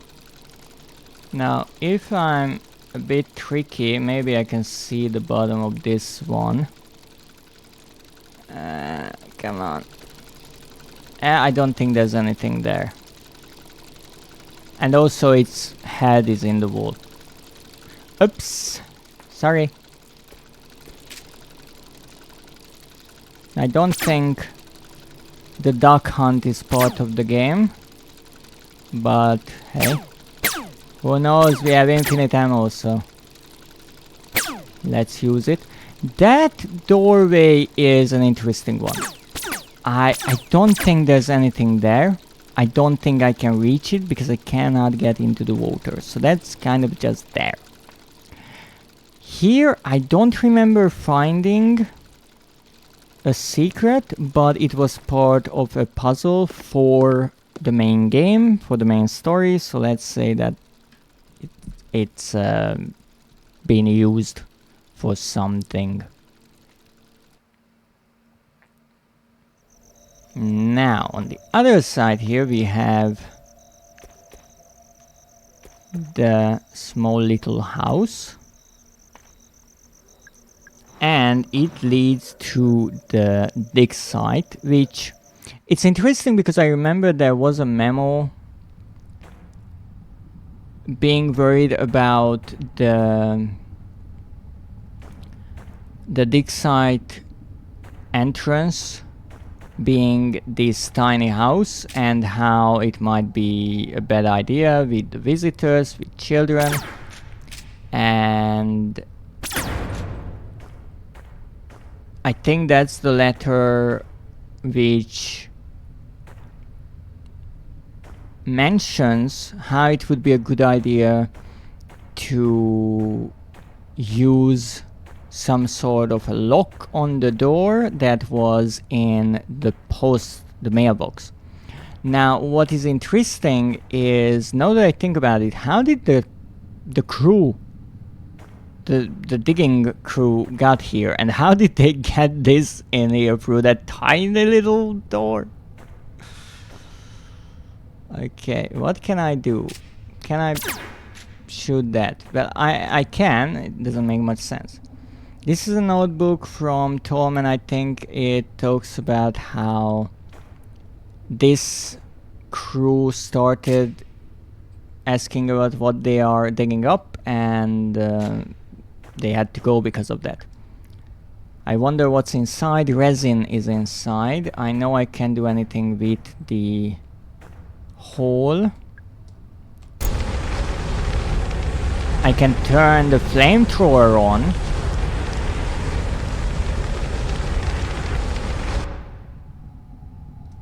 But there's not much of a point to it.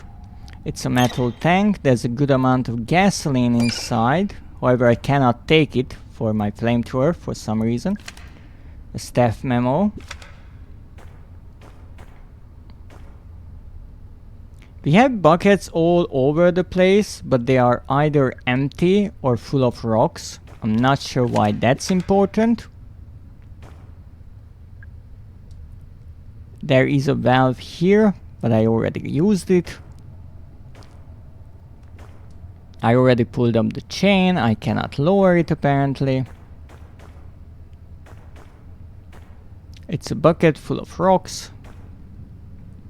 So there's not much I can do here. This was once again important for the story, but I don't remember a secret. Now, what else do we have?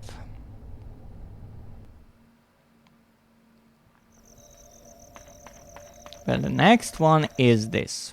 This is interesting, because I do not remember a story-related puzzle here. I remember I had to put this to the side because they were placed here, so I couldn't reach what's behind. It's a staff memo about not eating any of the mushrooms, which I obviously did not follow.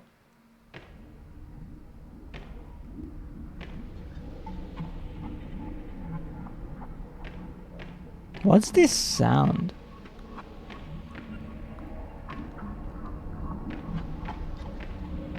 Now here we have the Mushroom King, and we had 6 different mushrooms on the plates.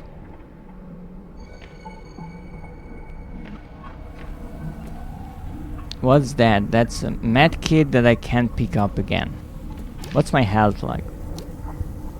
Okay, alright, let's use it up just so we can pick this one up as well. So this was a puzzle that I kind of solved, but I'm not sure what was the point. So here is how the puzzle goes. We have 6 plates with 6 different mushrooms on them. No, I already ate 3, so I can't show those. But they all had a name on a place card. This one is the Honorable Mr. Amanita Phalloides. So we have the Latin name. Here we have these two talking about how by decree of His Royal Highness the Monarch of Many Mushrooms, the court finds the following to be deadly and dangerous. And we have 3 names. On the other side of the table we have the same text, however the count finds the following to be innocent and harmless. But those are different names, not the Latin ones, and how you connect the two is rather clever. You have to talk to the Mushroom King. There's a button on his head. I invited Lepiota Bruneoncarnate to dinner, so that's the Latin name. Unless I find myself dining alone, so they didn't show up. I'm afraid the deadly Depperling will be thrown to the pigs.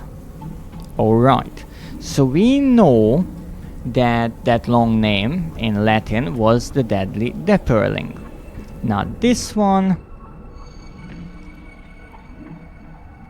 I don't even think this was it. This one. So the illustrious Miss and so and so. So this is the deadly Depperling. And following the 2 lists, I did not eat any of the deadly and dangerous ones, but ate all of the innocent and harmless ones. But nothing happened. I thought that was the puzzle. And other than this, there's nothing in this room that I can even interact with. Now there could be that the order is important, such as here. So it's blusher, moral, and shiitake. I'm not sure. If yes, that means I messed up. But I never tried eating the wrong mushrooms. So now I will save and potentially get myself killed. Please join me on my adventure as I eat poisonous mushrooms. Anything for views.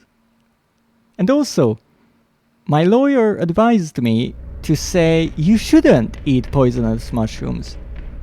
Good. Now with that out of the way, let's save.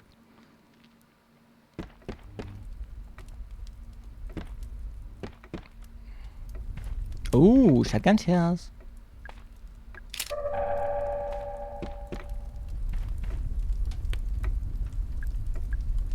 And that door on the right, that is actually the place where you can change your outfit from this one.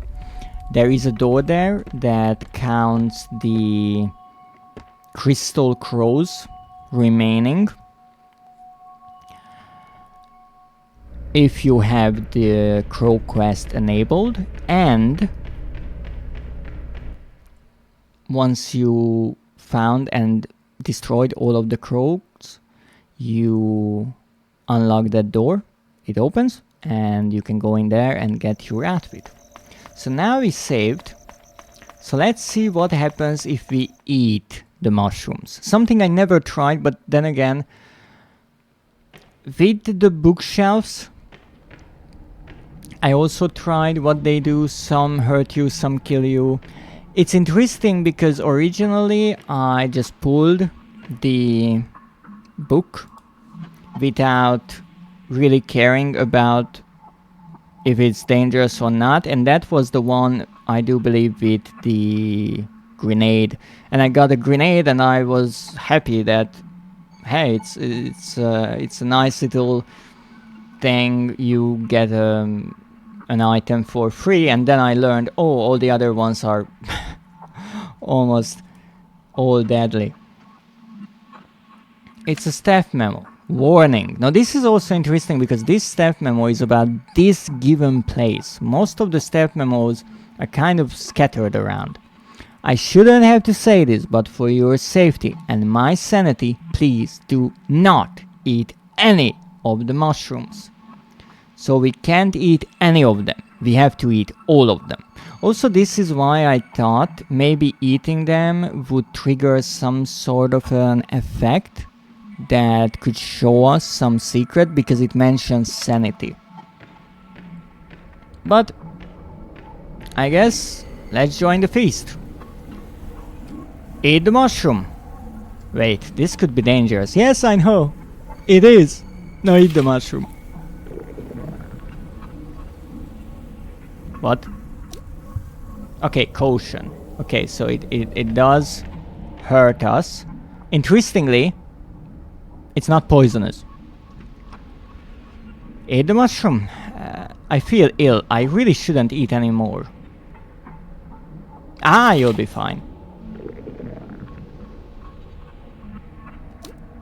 Critical. Okay, you get a med kit. You see? More! Yes, we still have one. Eat the mushroom. I feel ill. I really shouldn't eat anymore. Don't worry. This is the last one.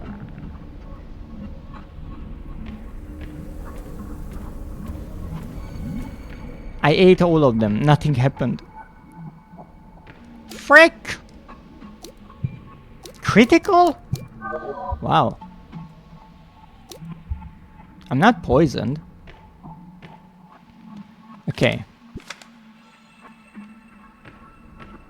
So, what now? I ate all of them. All the good, all the bad. And nothing happened.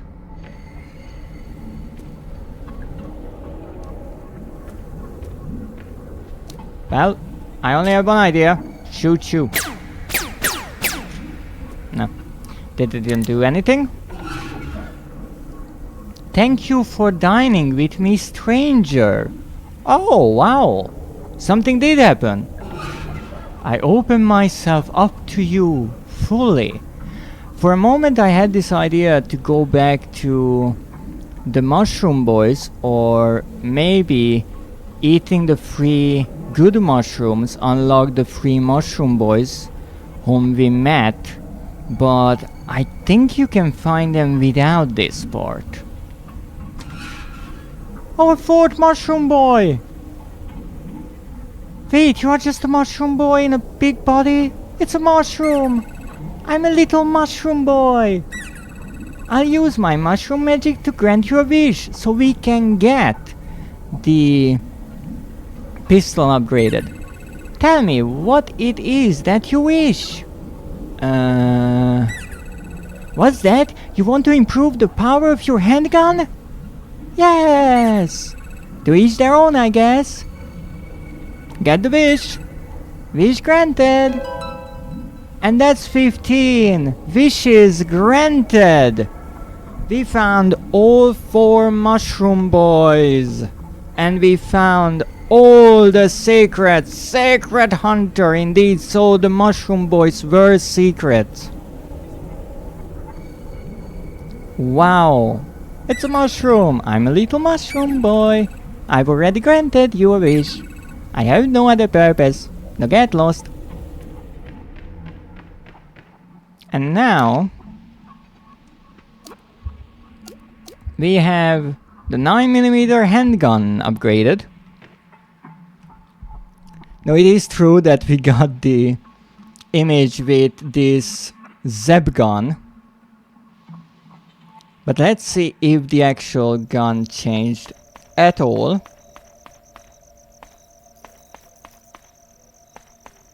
And let's go here.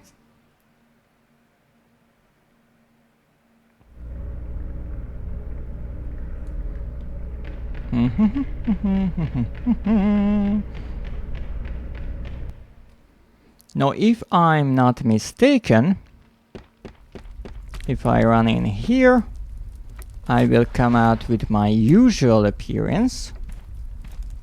And doesn't seem much different, but it is our trusty 9mm handgun. I don't think any of them changed, only the Magnum did, because the Magnum is well, golden. But it got the plus, so I was right, all of them has a plus symbol. Isn't that absolutely lovely? So that means we are saving! Indeed we are. And that means we found all of the secrets. Only one thing is missing, and that is the last staff memo. The question is, where the heck can that be? As I said, I think it should be somewhere here based on the location. Except I cannot see anything here. This is a photo of the fairy's head being filled with resin. Kind of grotesque. Restaurant, fire extinguisher. I don't think the fire extinguisher can be shot, but let's try. No. Interesting. This one is not working. Maybe I shut it already. I already did this secret. This is number 8.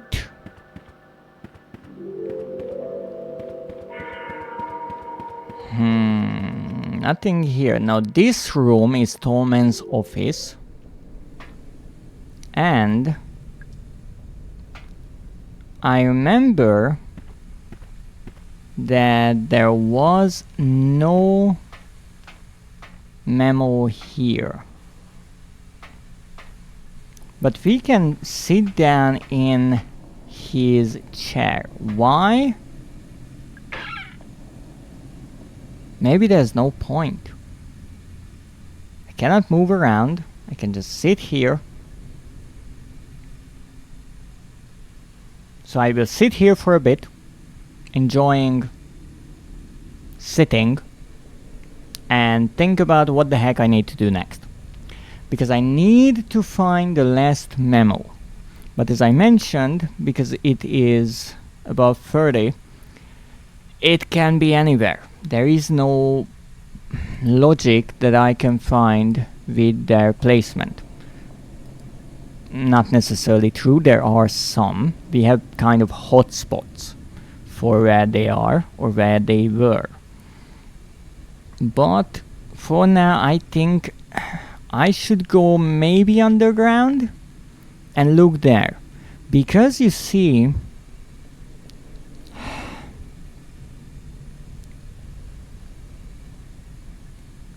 if I'm not mistaken, the only note we found underground was 35. The one that I found next to the puzzle.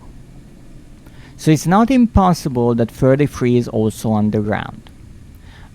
I did not find any game tips or any secrets down there.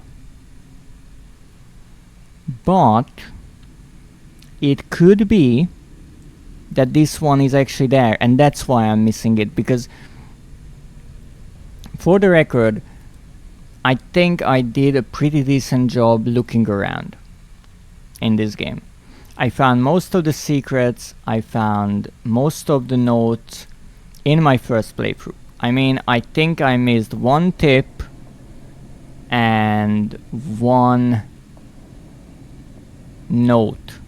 I wanted to say 2, but I found the one in the basement there, obviously. Because of its placement, it's needed for the puzzle. I was just missing that for a long time, because I was going around through the park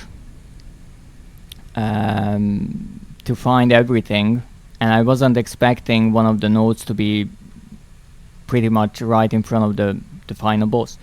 But I found, I do believe, 12 secrets out of the 15 on my first playthrough. So if I missed something, I think it was really well hidden in a way, or I just somehow glanced over them like an idiot. With the game tip, it was kind of like that. It was right next to the Pound Ferry, and I don't know how I missed it. With the 3 secrets, I mean, one was really clever with the owl and the bell ringing. I didn't think of that. I do remember I found the animatronic bird in the storage room. I just didn't put 1 and 1 together, or 2 and 2 together. The one behind the door, the magnum ammo, I didn't notice that. And the Mushroom King, I knew about the Mushroom King. I did the eating the good ones during my first playthrough, because again, this is my save from my first playthrough. I just didn't eat all of them because I thought the puzzle was to not eat the bad ones. But apparently, and it's really clever, what you have to do is eat all of them. And so you kind of pay with medkits for the secret, which is a really, or the secret rather, and the upgrade, and that's really clever. And that's, I mean, that's a really good way to make the not the puzzle but the secret in a way that you cannot mess it up, right? Because let's say you only need to eat the good ones. What happens if you eat the bad? Well, one way to make it foolproof would be to kill the character right away, right? If you mess up, you die, you have to restart, problem solved, the mushrooms are back. But otherwise, if you eat the bad one, well, there's nothing to do. You can't fix the mistake. But this way, really cleverly, you can. And I love how with these little secrets the developers always found a way to play with the form a bit and be like, people will think that they have to eat the good mushrooms or the bad ones. Let's also put up a note that says you shouldn't eat any of them. Okay, and what's the puzzle? They should eat all of them. It's so silly. And I mean, again, I won't say that I missed it per se. I didn't want to eat the mushrooms because it was said that you shouldn't, that it's bad. It's not even that you shouldn't, but they were listed as poisonous, and I wouldn't want to get poisoned, right? I wouldn't want to die. And you kind of have to go against the game and I guess the survival instinct and use your medkits. And it's interesting because in the mansion with the bookshelves, I also had this thing that I realized that they are dangerous. I think there's also a note there somewhere saying that they are dangerous, don't mess with them. And after reading that, I don't think I went near them. When I first got there, yes, I got a grenade from one, and that was pure luck, or maybe it's programmed so the first time you enter you only get like good ones or inconsequential ones. But after that I didn't mess with them because I read the books and it said burning in Inferno, and I was like, huh, I think I will get burned there, or stake through the heart, or something like that.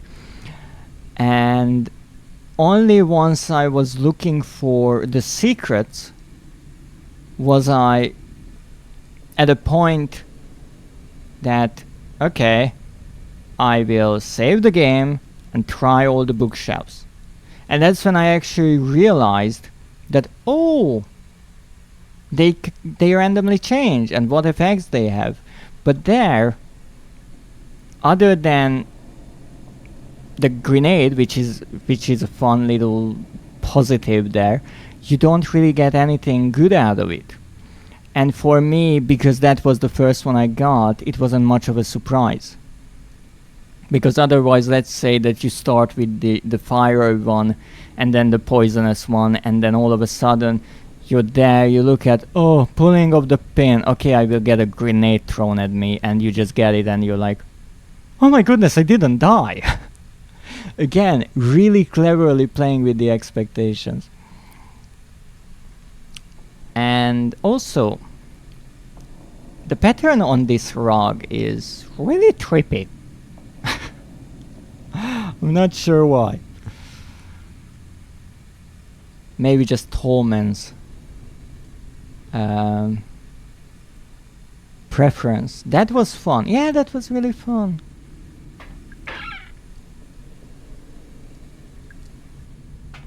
So wherever you stand, the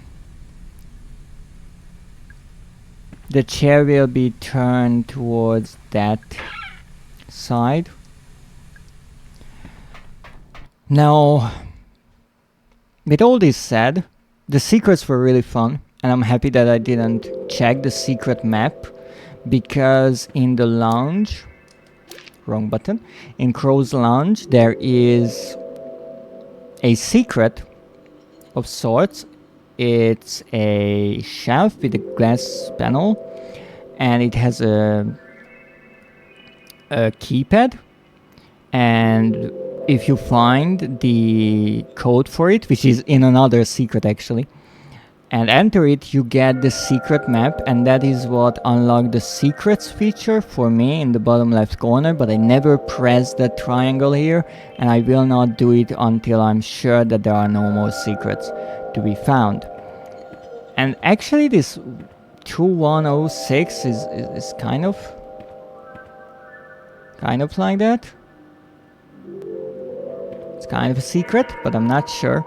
So when it comes to the notes, what is suspicious to me, you see, is the fact that I missed them so many times, or at least this one I missed so many times. Even though I looked through the entire park, once during my playthrough and once during this second return to it, the game. And so I'm wondering what would be a good approach to these. Thank you, Zev, for the encouragement. I greatly appreciate it. So here's my idea.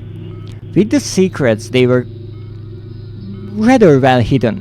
Some of them were just hidden out of sight, like the magnum ammo behind the door, where you have to go around. But with some, you had to figure out puzzles, like with the soda machine that was in one room in the restaurant, but with the owl animatronic that was far apart across the map, really. And so there I think the approach was to really pay attention to everything you can interact with, look for any information that's not important for the main plot, But with the notes, they were never really hidden. They were just put on the wall. That's it. So I feel like I just missed one of them, maybe on a wall that's mostly hidden. Maybe it's in a corner or something. So I will look around here in the underground area, but because maybe it's somewhere just here, put down, and I just silly me missed. Thank you, Zeph, for the booping. I greatly appreciate it. Now I feel my nose is really nicely tenderized. So I would ask you to stop. Thank you. I greatly appreciate the support. Don't get me wrong, but there's a booping limit here. I don't think it's here because I looked around here a million times and all I found was gold, which is not a bad thing to find, but it's not what I'm looking for. Oh, why not? It's a trash can. I already searched it. Okay, apparently we are not doing that. So let's look around here. Now we don't necessarily have a wall here. Is there anything here? Because normally you don't want to stand here, right? Because of that crane hook. I don't see anything here. There is that pipe, but it just goes around. Now we are in this area. We checked the break room, the elevator, so let's go here. I don't think I ever found anything here, but let's check. Now we have a notebook from Tolman, but again that is not counted towards the memos. We have the soul, but really there's no point to these souls or these levers because always the same thing happens. I tried them many times. Actually, I tried them at all of those places. This is the place from where we get the acid. And we can indeed turn it off. I tried it before, nothing happened. I tried it not turning it off and nothing happened. So I guess it's just nicer to turn it off. It's the acid tank. I turned it off. Now this creature, I cannot interact with it. I cannot look at it. When we first come here, Mara talks about this body or this creature and how the acid is dripping onto it, but nothing after. Originally I stopped the acid because it's kind of cruel towards this pure creature, but nothing happened. Now let's go through here. Let's see, will I find the last one? I really do hope so. Now this is one puzzle that I could not figure out, but honestly I'm not sure if it's possible to solve it. That's the one puzzle where I feel like maybe it's not, because if you could figure it out, you could skip a good portion of the game. I'm not sure if that's the point here to allow the player to do that. It's connected to a massive gas pipe. The fumes have stopped, thankfully. Yes, I did this. And no papers. So I'm not sure if you can solve this puzzle. Maybe it's possible, but I'm certainly not sure. Nothing here. Where could I have missed the last one? So this is a save point, actually. Nothing here. This is the magazine. Nothing. The same control panels and things. And a ring-bound book with all of the staff memos. But not another staff memo. And there, up there, you can actually see the cylinder that I pulled up. Didn't make much sense, but I did.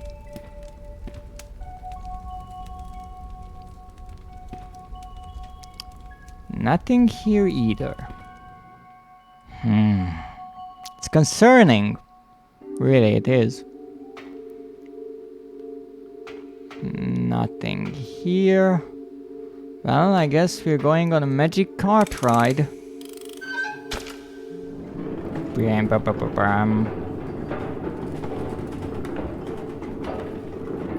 Where could that last memo be? I don't know, and it's concerning me. I found everything else. One piece of paper will not stop me. Ow! It's zapped me. Okay, so this was the place where I charged the battery. There's a button. It's wired up to the machine on the opposite side. Yes, doesn't do much. Now, it's a machine. I already charged the battery. I don't need to use it again. So apparently no secondary use here. Now, let's see. Let's try not to get zapped this time. Maybe it's easier to play it like this, as a kind of side scroller.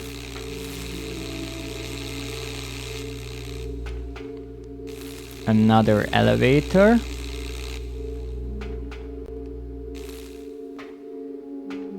Nothing here, nothing there. Again, the pipe to the central area.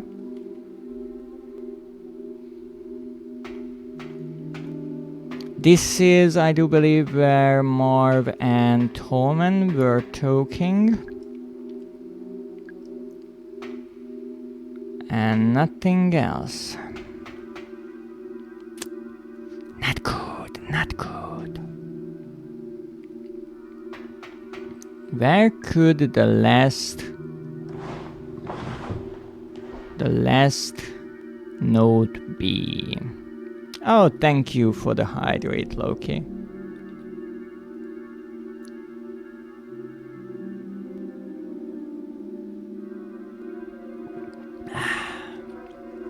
And don't forget to drink something yourself. It helps to think. And I certainly need to think here. Because I'm missing a note. Now this is an interesting place. This is where the generator was. It's a letter from Marv again. But no staff memo.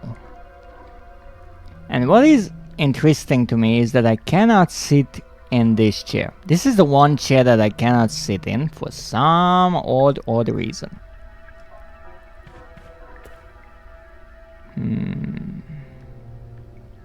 Am I missing something?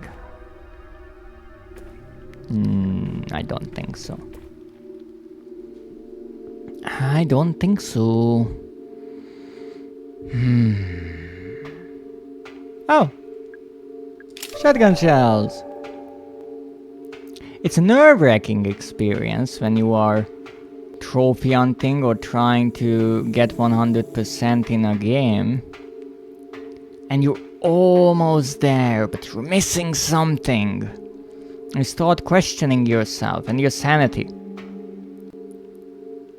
Mostly your sanity, but I already know I lost most of it, so... It's not my sanity. That's the problem. This wooden model, yes. The top layer looks like it's supposed to be grass. The bottom layer looks more like soil or rocks. Yes, this is a model of the roots. Not necessarily sure why it's here. I tried messing around with it, but I couldn't do much. So I'm not sure if it's much use. And we went around.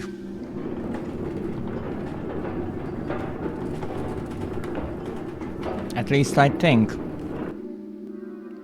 We are back in the top left corner, right?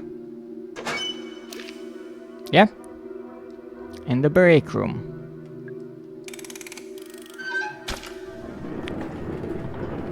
Let's see if we can use the elevator on this side, so I don't go back up to the surface in the same spot, and maybe we find something there. This is northeast. That's okay for me, wherever that is.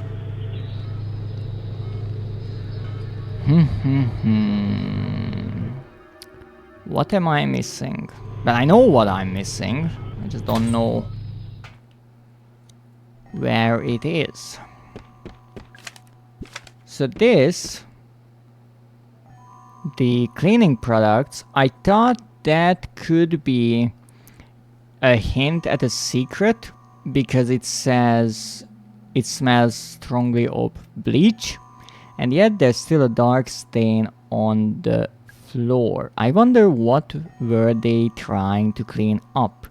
Now, in the cell, you might recall that Mara said the bed smelled strongly of bleach, but it seems that is more of a hint building the story, how they tried to clean up the remnants of the guests and all the blood and all that, rather than a secret. Now, in this room I remember that I couldn't find much. Here's 23. And here's 22. And the TV. And it's a filing cabinet. But this is not a numbered note or piece of paper. I actually thought there would be a secret here, but apparently no. We already found the secrets! Yes! But not this one piece of paper. Where could it be hiding?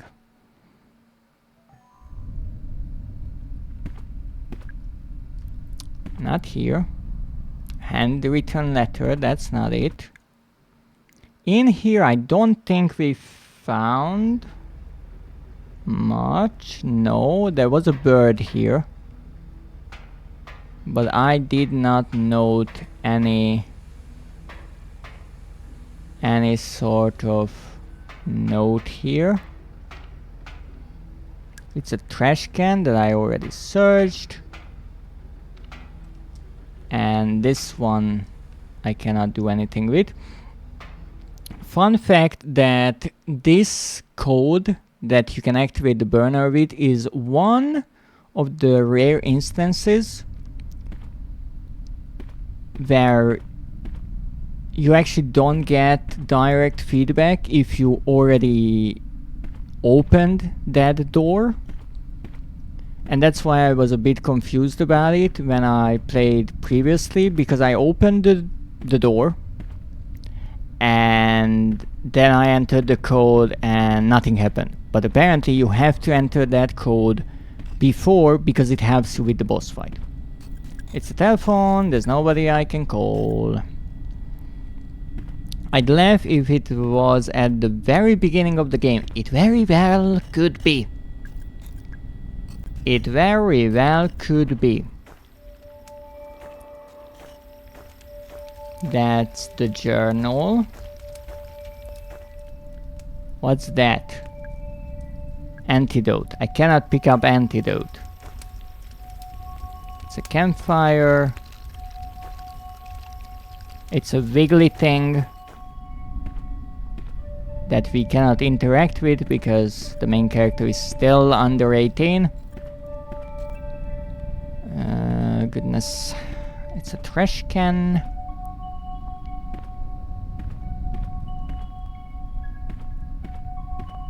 Cannot do anything with this. This is a blackboard that helps us with the code. Not sure why there's so much medication around here. And that's it. It's a wooden crate, more gold ore. Nothing else. Nothing.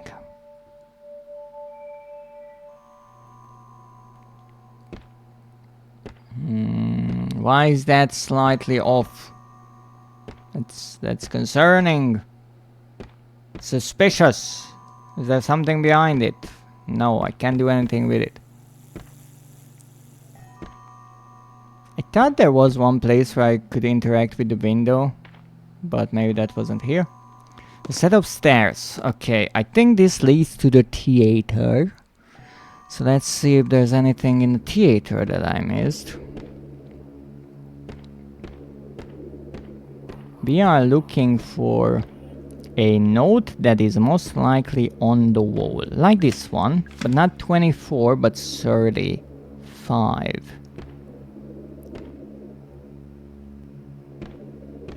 Tiny elevator. Fire extinguisher. No. No. This is the point in a playthrough that I'm starting to just rub myself all over the walls to find whatever I'm missing. Yeah, that's just a dead creature, don't worry about it. Nothing here. Maybe on the back of the chairs. That would be something I could have missed. Because you see, I didn't go all around the chairs. That creature again.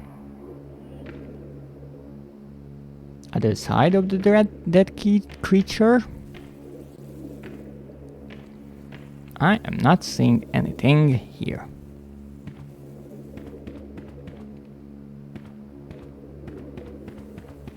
This is the fairy whose head we destroyed. Look, I'm sorry about all this. Good news though, I found the golden key I needed. It was inside of your head. Yeah, you're right, that's pretty selfish. I'm sorry. Okay, let's see, we look the staff hallway, Pike's office, Crow's office, control room, the dungeon, the haunted manor. Yeah, we are pretty screwed. Note. A note that I somehow missed. If I were a note and I tried to hide from myself, where would I be? On the back of something. Absolutely on the back of something. So when you walk past them, you just don't notice. Or in a really dark place. That could be it also.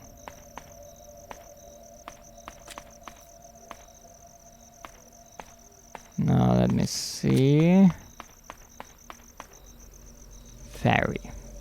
Okay, let's see the fairy. I don't think I checked this from this side. So for example here, it's really dark here. Right? It's really properly dark here. But I checked this note. However, this is the one note I actually missed. This was number 11, the one tip that I missed. So it might not be that hidden, it's just kind of out of the way. And that's enough. But this is not where the missing memo is. I keep coming back here. 8 and not finding a thing. Now there is this idea that when you are in a labyrinth, you always have to go a certain direction. And that's halfway true, because in reality what you have to do is stick to one side. Because just like I am doing right now, if you follow one wall around and you imagine a labyrinth as one continuous wall that has two openings, one the entrance and one the exit, you will, later or sooner, find your way out. Now, I'm doing the same thing with the secrets. And these lovely notes that I'm just sticking to one side of the wall and hoping to find something. 37. That's not it. It could have been on the back of this. That would have been evil. And a handwritten letter. So let's look around here, because this is a really narrow space. This is 34. So this is what I meant. 34 and 37 are right next to each other. And we are looking for 33. But let's not forget 35 was on the other end of the place. It's underground. And this is where the secret map was in the cabinet. I already took out the map, as she says. Not this. It's an ashtray. I'm surprised this whole place hasn't burned down yet. It's a letter. Yes, from the state court. I cannot sit down here. Here we have a bunch of books about mining and gold, which is again setting up the story of the gold scheme plot.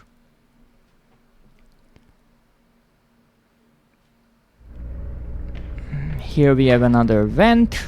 It's been opened.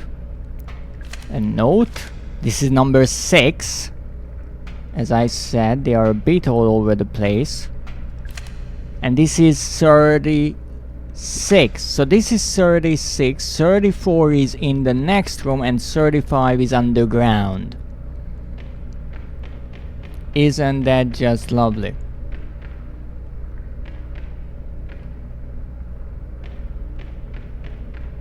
What was that? It's the vent that burst open. Yes, it's too dark to see, but there's an awful smell coming from inside. But I have my flashlight on and I can shoot, but there's not much of a point doing that. There was actually a crow hidden behind that panel, however, but no note. It's a wooden crate. There's note taped to the lid, ship to, but there is no numbered note here. It's full of rocks.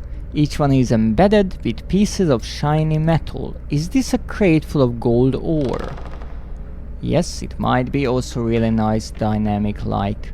How she opens and closes the crate, the light and the shadow on the door here acts accordingly.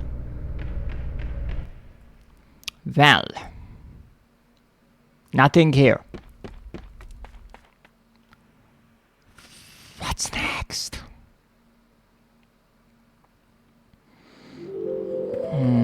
I already looked at Tolzman's office. The arcade. The arcade.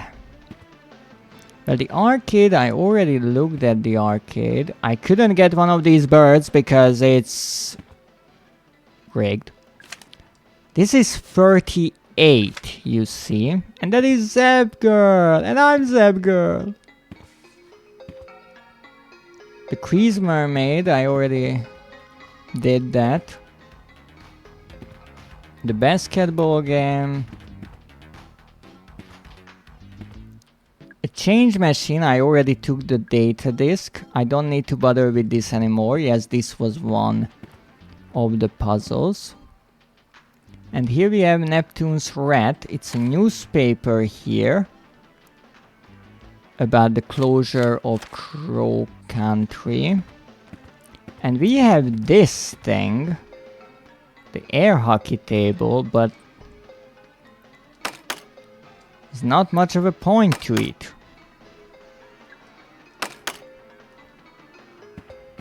You can try one side, you can try the other, but you cannot win or score a point as far as I can figure out.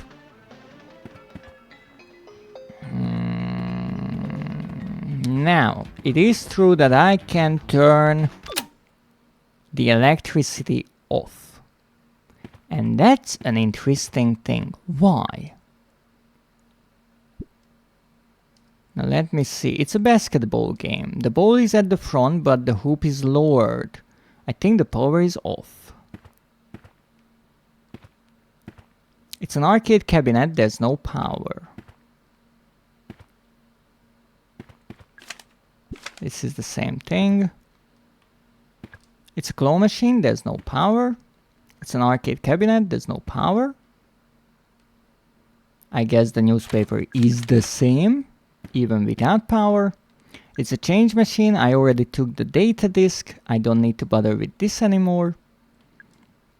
There's no power. So interestingly, you can turn the power off.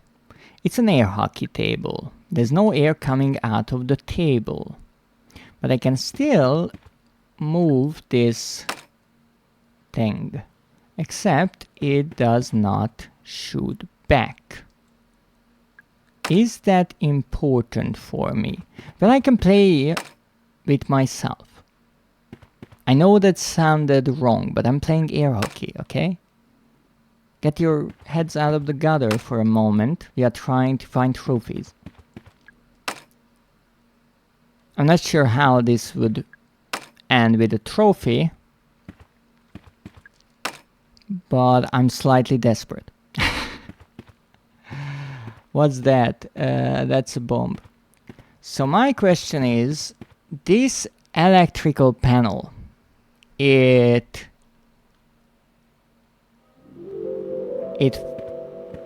supplies electricity to what area exactly?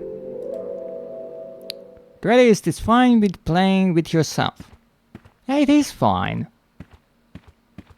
It just comes out weirdly in some way. If you're live streaming at the same time. So why is it good that I can turn it on and off? That's my big question here.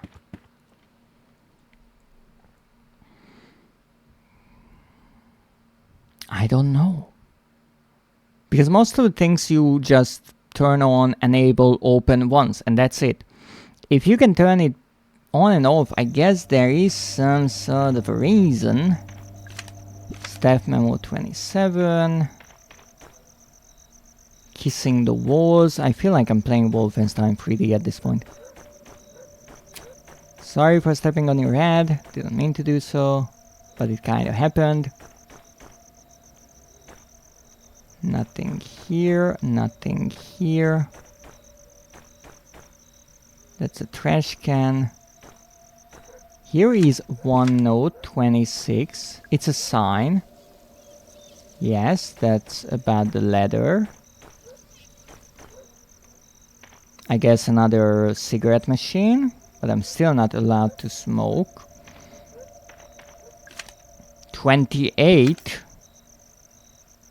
Interestingly about the theater, which is on the other side of the place. Maybe on this. Because I mostly check the edges of the map. So if it's on something in the middle, I might have missed it. Sorry.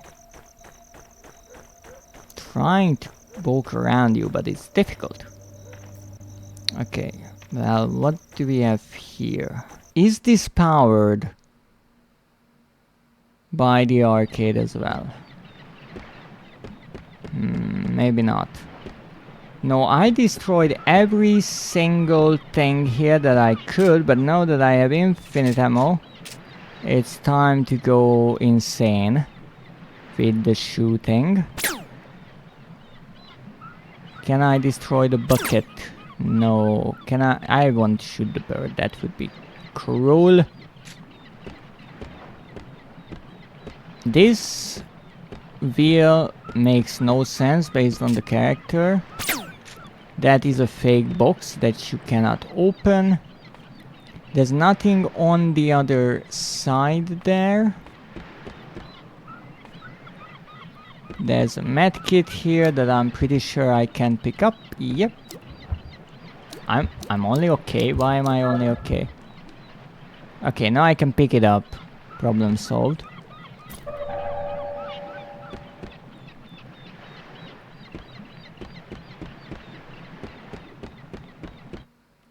Nothing here. And once again, the electricity does not affect it. I think getting the electricity on was a puzzle in itself, even though I have to say I don't fully remember it clearly. But maybe in here. I don't remember finding one here. It's a fire extinguisher. Nothing is on fire. I love that they included all of these fire extinguishers, but there is not even one fire that you can put out with them.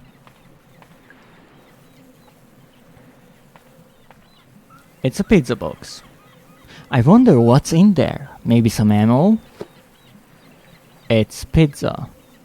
Tashi pizza box. Yes, indeed. It's pizza box. All slices of pizza are still inside. I'm not hungry enough to do it. But it's a fun little joke from the developers, in my opinion, that since you find ammo in the oddest of places, here they made a joke of it that you expect ammo in a pizza box and it's just pizza. It's the control panel. There's blood on it. It seems to have stopped working. What's this? It's a blood stain, and these are Julie's glasses. What happened to her? Well, Julie is okay, so we don't have to worry about her. There's a treasure chest, but that is for the mermaids. There's nothing in the boat. That's a bird. Another treasure chest. And here it's a switch. I already pulled it. So you see, these switches you cannot pull multiple times, for example. And I don't see any notes anywhere. There is writing on the whale, I do remember that. But I cannot go further because I would need to move the whale, and to move the whale we need to use the control panel, but the control panel is busted. So that's out of the question as well. I'm really running out of places to go. That's no good. Now, let's see. Here we have the other gold facility. Nothing in here, nothing in here. This is 29.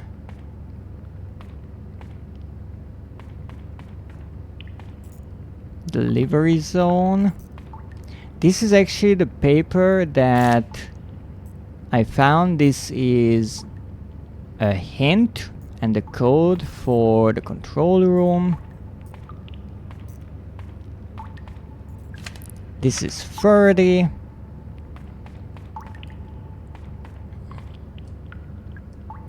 fire extinguisher, a vent that is open, and nothing much else. It's full of soil. Just soil and rocks. I don't get it. I do. Now here we have the elevator and we have this room with the burner, I do believe. Now I tried shooting at these crates, no point. I tried many things. You can shoot at the machine, no point. It's a crane, it's hauling something out of the ground. It's a computer screen. It's just a bunch of flickering numbers. I can make sense of it. And that's it. I think I found one bird here and no note whatsoever.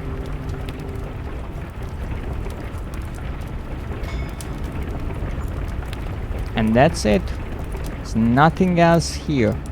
As odd as that is, in these two places we found nothing.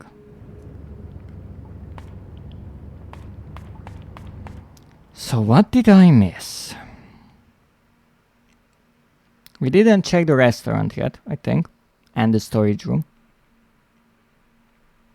And the submarine. And hopefully a number of other things, because I'm running out of things to check. Okay, this is Neptune's palace. Let's hope that I was an idiot and missed a note in the most obvious places. This is 31 and this is 32. So 33 could be near, right? That would be logical, right? Right, it would be. Wouldn't it? It's a statue. Fruit are friends. Good to know. Yes, this was actually a hint at the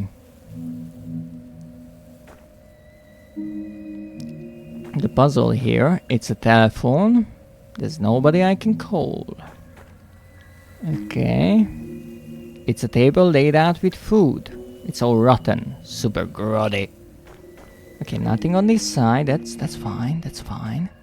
Maybe on this side. It's a glass tank. There's some kind of sea monster inside. Tap the glass. Yes, they turn towards you.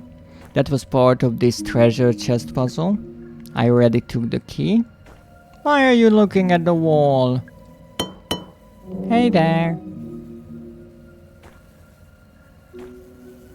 Food. Food. Medkit. I can carry more, okay. It's a menu. Exactly what you'd expect. This is the slushy / soda puzzle. A notebook. Dolman's records. Nothing here. Rotten food. And we came back. So here we have 31 and 32. Behind here? No. And 33 is missing.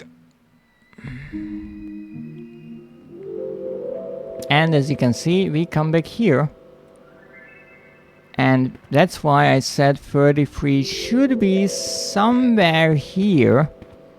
At least it would make sense. Either here or in the arcade. On the walls. Here. It's a robotic crow model. I already took the laser sight out of its eye socket. I think that was a secret as well. So here we only have this one, but this is number 8 because it's on this side of the room and we only unlock this later on actually, but I cannot close it again, so I would assume it's not on Like the inside of it, at least I really hope so, because I cannot close it.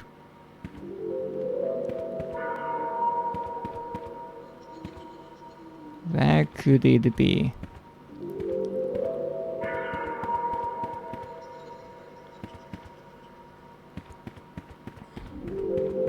But here this is the Earth, right? This is like a globe. Like the globe in the manor, right? So 2106 is maybe connected to the globe, but in what way? That's a good question. So this is the restaurant.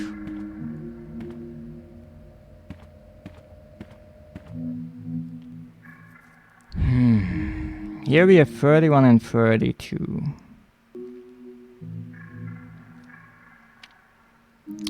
In the storage room, we found no note. That's suspicious. Let's check it again. Let's see. On the walls here, no. Here we have the owl that helped us with the secret. Thank you very much, owl. Here we had another secret puzzle that we solved and was really clever. We needed the submarine for it. Crow Country. We have a little mushroom boy here who granted one of our wish. We have a swan. I guess we had some additional supplies. And this hole, I think a creature was here and I shot it, or shot at it, and it disappeared never to return. But I see no note anywhere. Oh, there you can actually still see the scale going up and down here.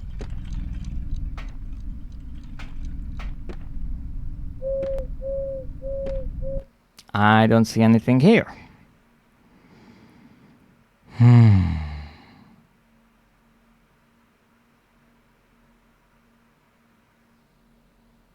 This is really concerning. In theory, number 30 is down here. Let's check. Based on my notes, at least. Books, the magazine collection. Metal cabinet, that's where I got the shotgun from. Instructions for the game. The game itself. The television. A letter from Marv, a save point.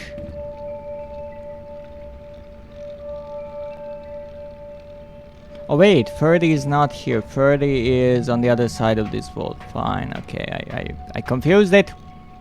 My bad.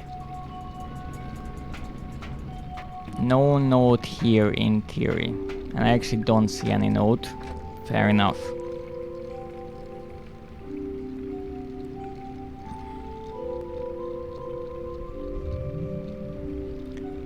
But let's follow the clues. Let's follow the breadcrumbs. 26 is this one. Then we go further. And this is 27. Then we go further. And this is 28. So we go counterclockwise. And then we go in here. And following the wall counterclockwise, this is 29. And this is 30. Okay. Then we exit from here. We didn't have any in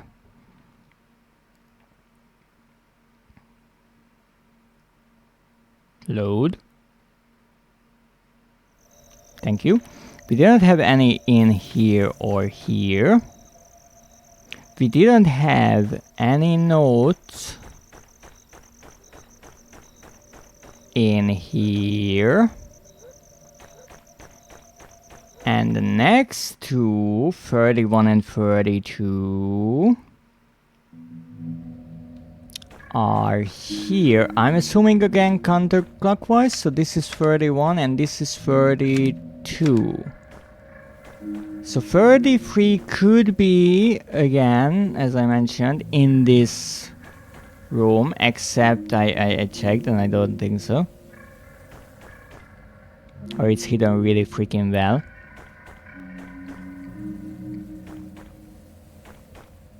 Yes, I might be running out of options here. I'm aware.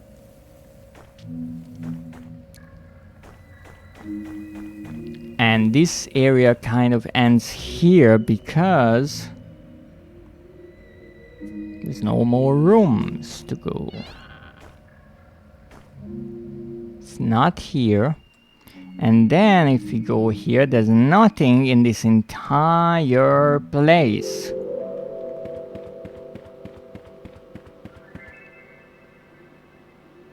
I can go clockwise or counterclockwise or whatever.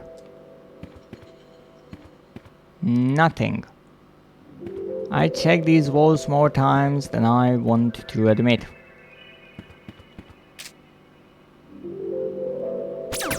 Stop it.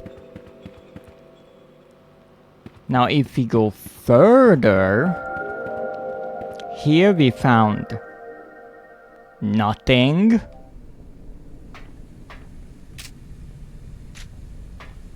I know this one, it's a big metal tank, a piece of Tuesday, isolated for examination, but I can't do anything with it. I tried shooting at it, yes. It's a metal cabinet, but I already pulled the lever.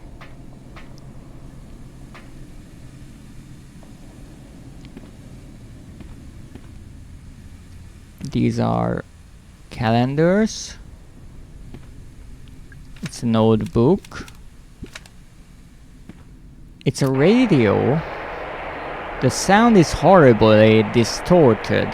Probably because the aerial's been cut in half. I'm still not sure why this is important. No, shooting it does not help. What's that? It's a bottle containing an antidote, but I can't carry more antidotes. Can I take more antidotes? No, because I'm not poisoned, so I can't do anything with that. But there's no note here.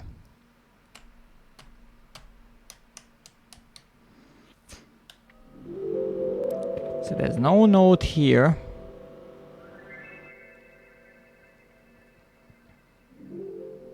And here, as I said, we have 34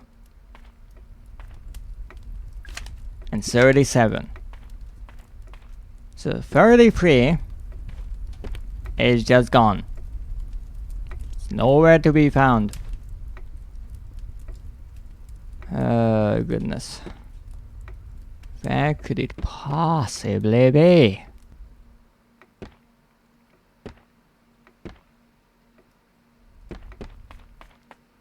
This is the problem, that I cannot follow some logic. I have the map right in front of me, and based on the map, 33 should be somewhere here. Except it is not. It's not even in the trash can. It could be in the trash can, but it's not. I still don't know why there are random X's on the wall.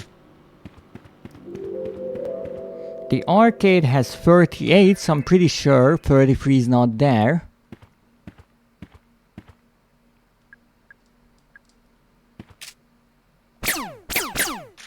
And even shooting the fire extinguishers do nothing.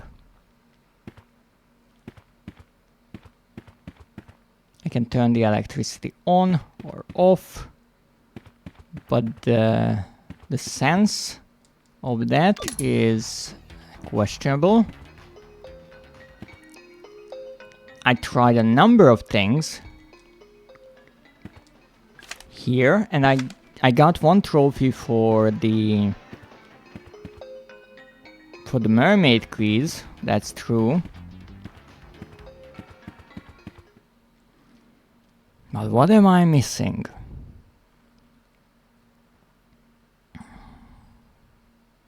I checked the underground area. I checked this entire area. It is true that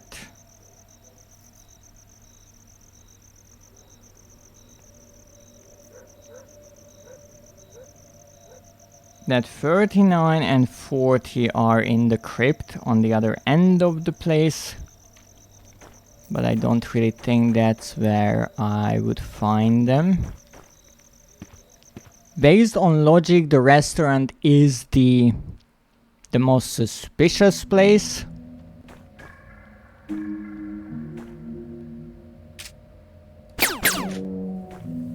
But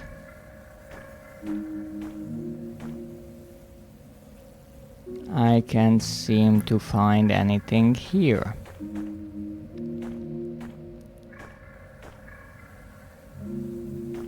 Now we do have this soda machine puzzle, but again that's a secret. I don't think a note would be hidden in a secret. They are kind of just placed down all over the game so you can find them. That's why it's so odd to me that I'm not finding one. Because it's like, it shouldn't be a really secretive thing.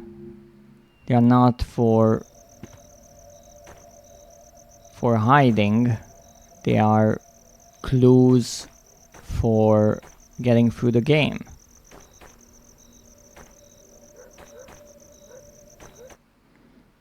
Now let's see.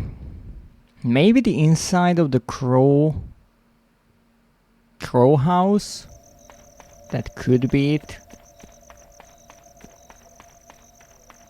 I did not check that. Nothing. Nothing. And that looks like something was there. Did the crow rip it off?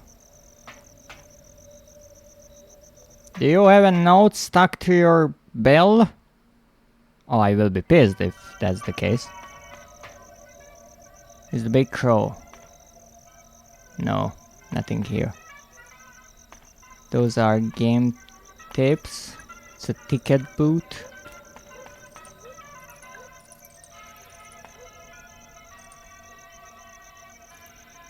Oh, those are just the lights flickering.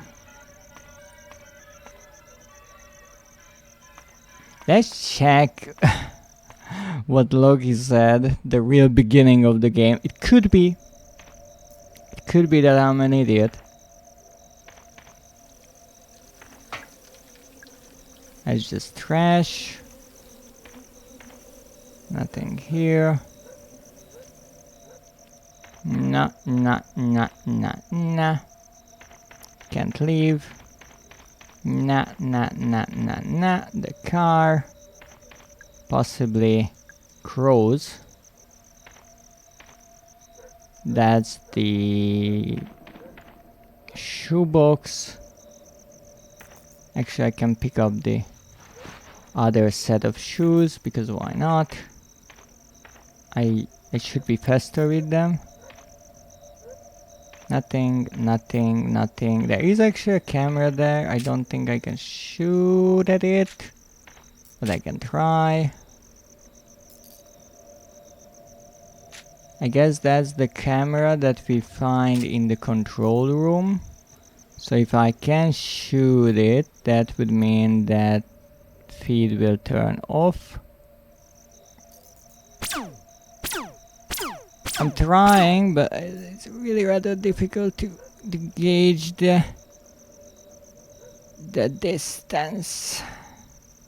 Ah, there it is.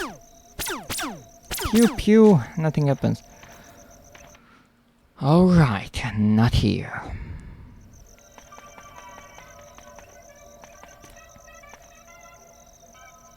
It's a diagram of a video game controller. Yes. I can check this from the pause menu too. Love it.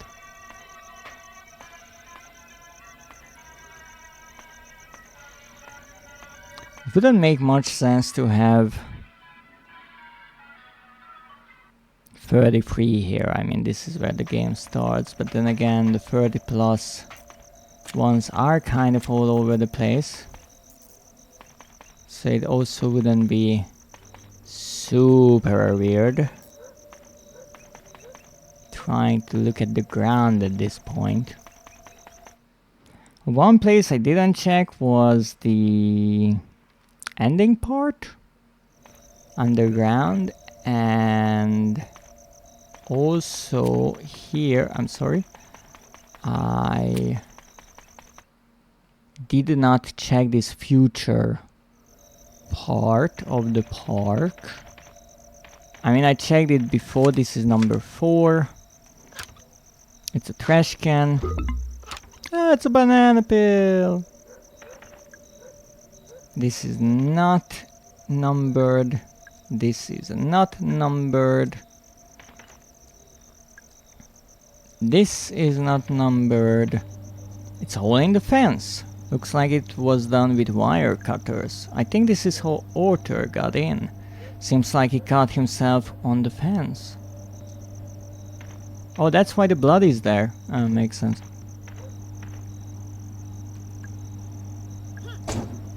Give me something good. Like the missing note. This is a letter from Marv to Ed once again. And that's it. I cannot get in there, but I don't really think there's a note there.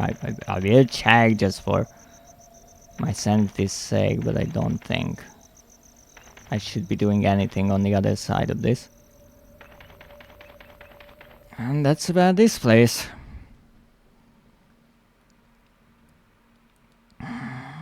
I think we checked everything.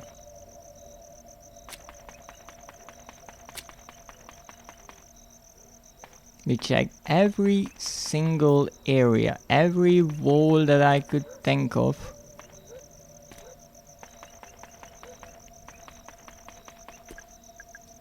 You can pick up more medkits.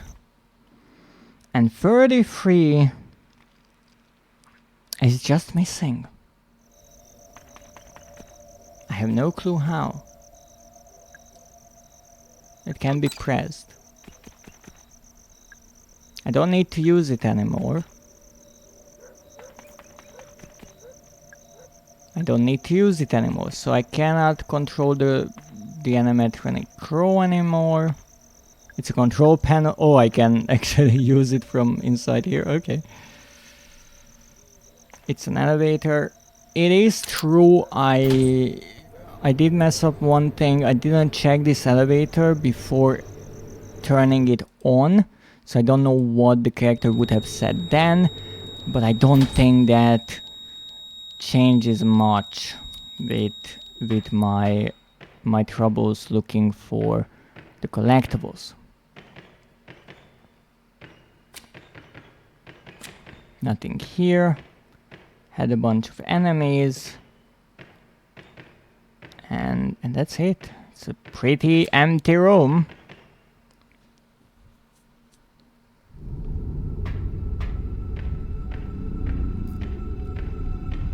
Pipe. That body's gone. It's a bag.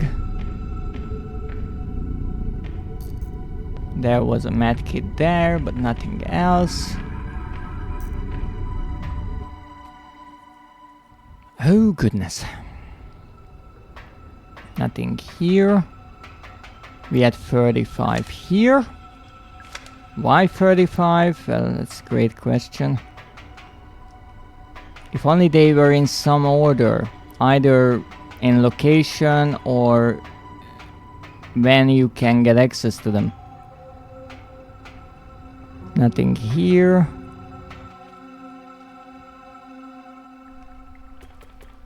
Now we do have this odd place. It's interesting. It's not much you can do. But we do have this pond. It's a pool of water. It looks so clean. Is this a spring? And you can wash your face. I'm not sure why that is important. I did this once already. Yes, descend quickly. Thank you very much. It was a really long descent. Okay, well, let's save, I guess. We don't really have any other option here.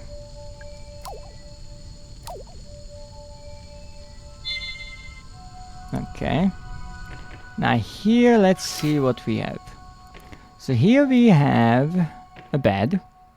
This must be where Crow has been sleeping. The sheets are stained with blood. Here we have a hazmat suit. It's covered in a fine layer of dust. I guess he's not wearing it anymore. We have a microwave. What's that? It's a medkit in the microwave, yes. We have a sealed envelope. We can examine it. It says for Natalie. I want to open it. But I can't pick it up, interestingly. Because that could have been an interesting little tidbit that we pick it up and bring it to Natalie. It's a piece of paper, but we can make sense of it.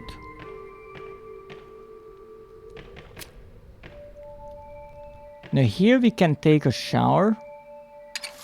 And actually this reveals the real hair color of Mara. Not like this. But now we are going like this. Nothing here. Now here we have a set of vials. 5 glass vials, each with the same pale green liquid inside. I don't know what they are for, I'll leave them alone. And now we can talk to Mr. Crow. Should I talk into it? Mr. Crow, I'm here. I'm in your lab. Hello, Eileen. Open the door. I will. But first, please pick up the glass vials I've laid out on the counter. Why? Please. Fine. And here we actually put down the items. These must be what Crow was talking about. First I need to free up some space. I'll put down the other objects I'm carrying. I won't need them. So get the glass vials. Yeah, I took the vials. Left in their place all the other items I collected. The police ID card I took from Harrison Ford. The bronze key given to me by a fairy. The crank handle I found in a safe. The ruby gemstone that was hidden in a painting of a demon. The chain I took from the neck of a mechanical swan. The mask I excavated from a block of resin. The trident I took out of a witch's cauldron. The silver key that was hidden in Neptune's palace. The data disc I got from the change machine in an arcade. The acid bottle I took from a cell in a dungeon. The golden key I found trapped inside the fairy's head. The battery I pulled from the stomach of a robotic mermaid. Good times. This is really cool. I love that the character looks back on all the things that happened, and you can actually go back and it says it's a set of objects and you can reminisce again. Should I talk into it? Now, what I'm curious about, because I did not do this last time, it says that I'm infected. There's no point, because I'm not poisoned, I'm infected. And here it says glass vials collected from Edward Crow's laboratory.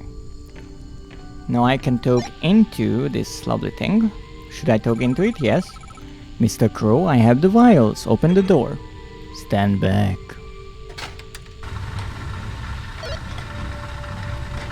Now can I talk again? I don't need to use it, the door is open. Apparently not. This is closed. The fire axe, interestingly, I guess that's broken. Oh yes, the glass shards are actually here. For this elevator, which is a good question where that leads.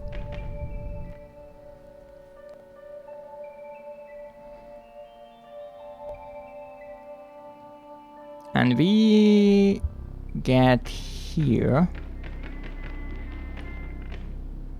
to Mr. Crow. Now, Mr. Crow, do you have the last staff memo here? I really don't think so.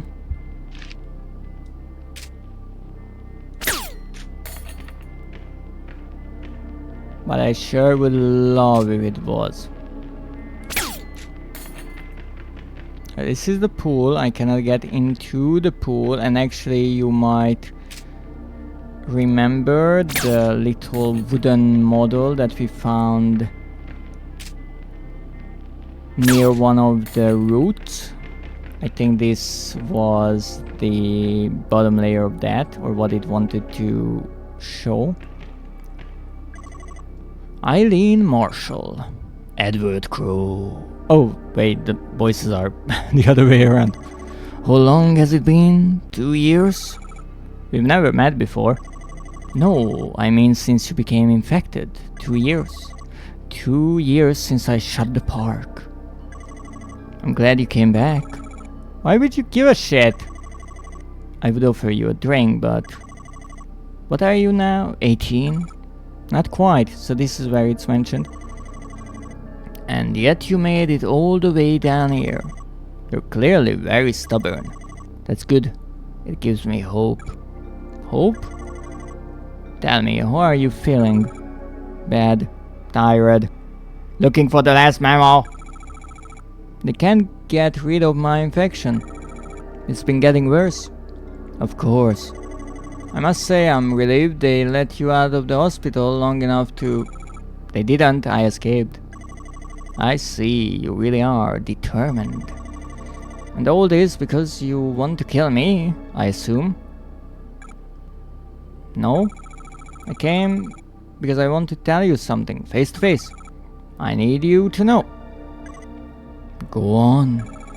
Mr. Crow, I'm going to die from this infection. We tried everything, nothing works. It's going to kill me. But I didn't realize you have it too? The same infection? Of course, anyone who has been exposed to the guests will have it. Naturally, I was the first. When the first guest emerged from the pool, I tried to help him. I put him in a holding cell up on the ground level so we could monitor him more easily. The holding cell? That's where I was attacked.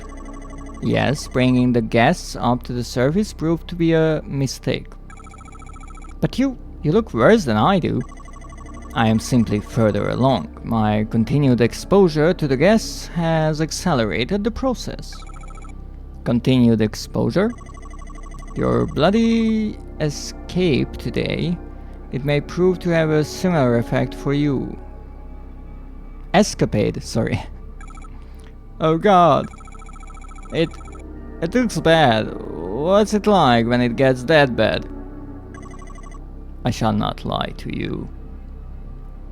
So we talked to him once. What I'm curious about, can I leave? I don't think so, it wouldn't make much sense. Because I don't even have my items anymore. It's a ladder. If I'm going back into Crow Country, I should bring my items. Oh!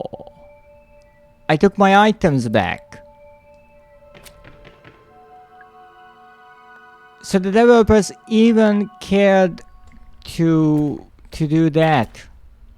It's a pool of water. Okay, wash my face. Why is that important? God, that feels better.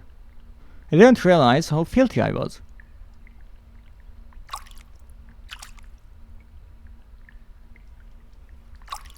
Why is this good? Why is this here? I have questions and I have no answers.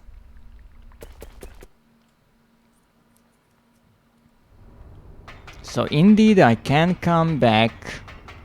The developers even paid attention to this. You can get your items back.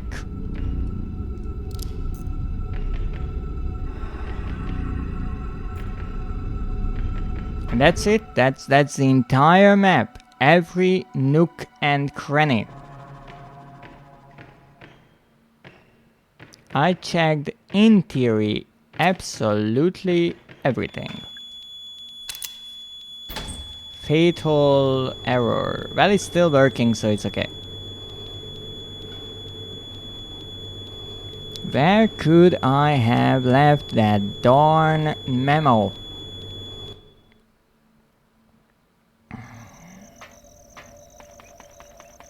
But there's still one place I didn't check. The cells. And the cells are not secrets. You have to go there. It's further along in the game, so let's cross all of our fingers.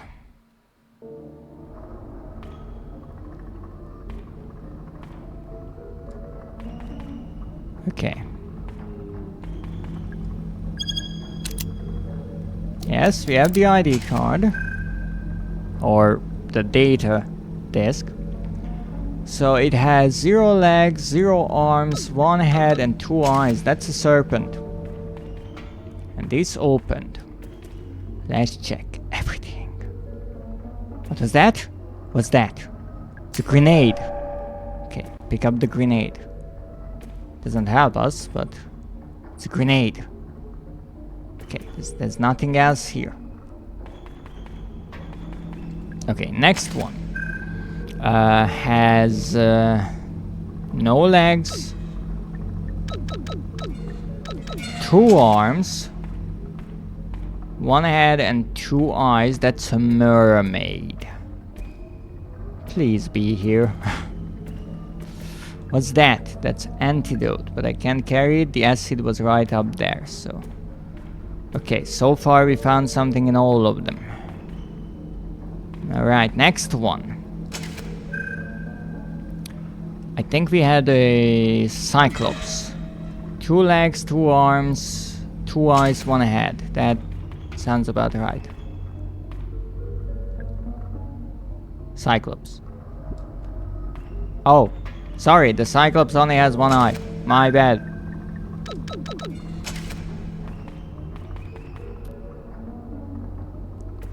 Okay, nothing. Bones, nothing, nothing, more nothing.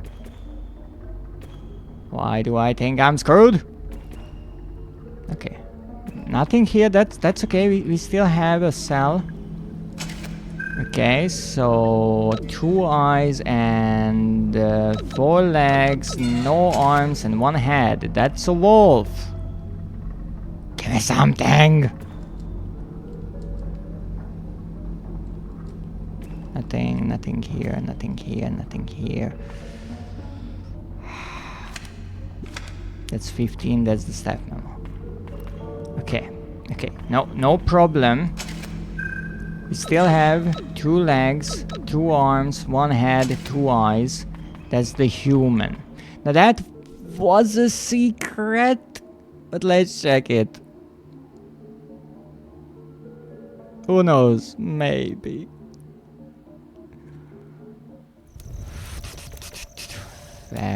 Where is the crypt? Where is the crypt? Here's the crypt. Okay.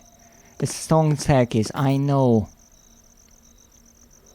So here in the crypt we have this secret. There's nothing here. It's a stone coffin that you can open. Maybe I shouldn't. Oh, of course you should. There's a body. It's a wax figure of Ophelia Pike. And I think this was a secret that gave us something, but nothing else here.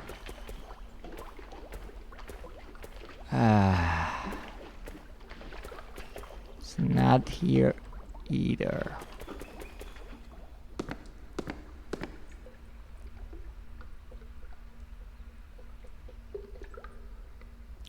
Frick. I was kind of hoping that the dungeon would help me out. But no. No, it didn't. Okay, this closes on its own. Good.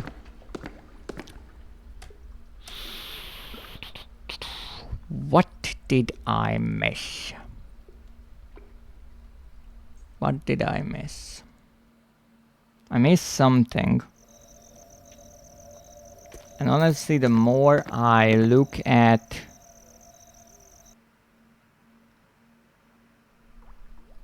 the map, the more confused I am about where I missed something. You can actually say leave it. That's nice.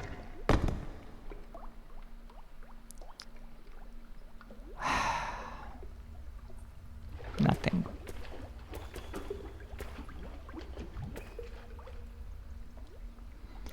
Alright. Well, not giving up that easily. However, I think the best idea is to go back to Grow. Try finishing the game and let's see what happens. Maybe that provides us with some ideas, and again we can always return. I still have my save from the laboratory.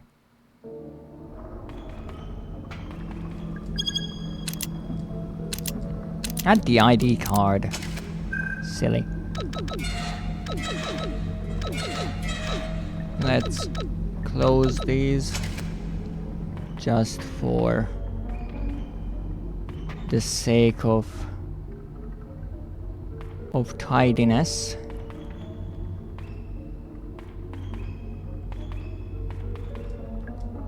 Maybe something in there? No, there's only a button in there. There's nothing else. It could be behind the door, just like how the secret was behind the door. And that's why I'm missing it. I'm kind of torn between it being behind a corner or in a doorway or something, or just being in a place that I completely missed for some other reason, and so many times. And honestly, I'm trying to look at the map and seeing where I could have missed things. But it's not so obvious, because you have some rooms with multiple notes and some rooms with no notes. And I'm also trying to look at the numbers.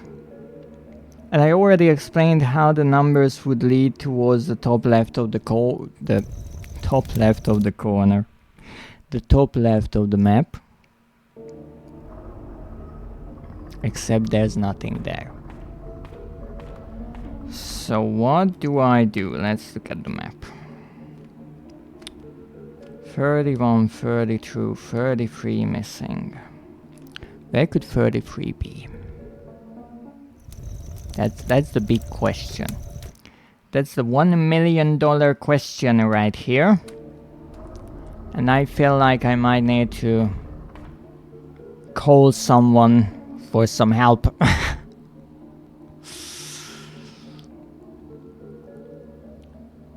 I have no clue. I feel like I will feel extremely stupid the moment I find it. But that's good, because that implies that I find it. And right now that seems slightly unlikely. And also 35 is just messing with me why it's underground. That's the one that's really breaks the system. And I'm not sure what the idea of the developers was with the numbers, because I'm sure they obviously noticed that the numbers are all over the place. It's not a mistake or something like that. This is 35 for some reason.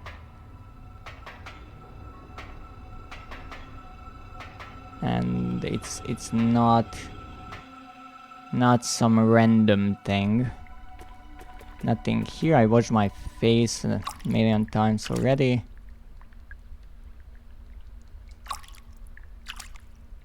Let's watch it more, because why not? I looked at everything here. I guess I can get my items back, but what happens now if I want to get in? It's a big door. I'm not going to be able to open this myself.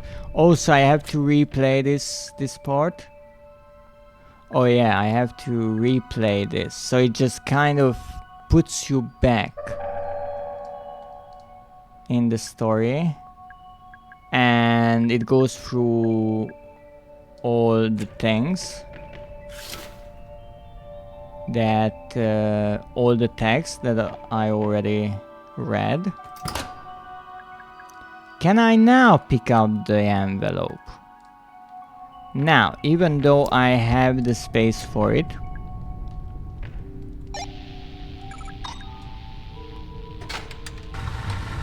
alright. Alright, game. You give me a challenge, I take the challenge.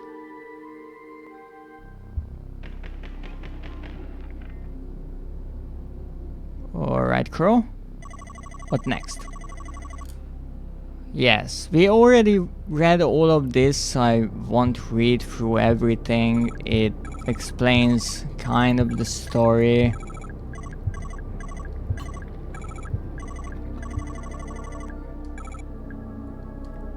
But we read this the previous time. Harrison and Marvin are dead. And that leaves you, me, Natalie, Tom, and Julie, and Arthur. That's 6 people. But Crow doesn't want to take the vial.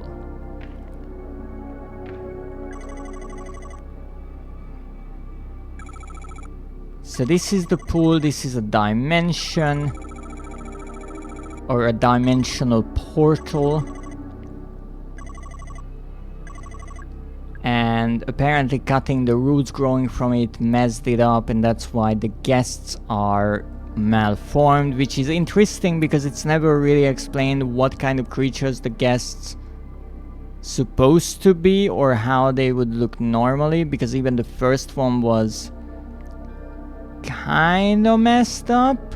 But in theory the first one talked and said something to Crow that I think he noted down.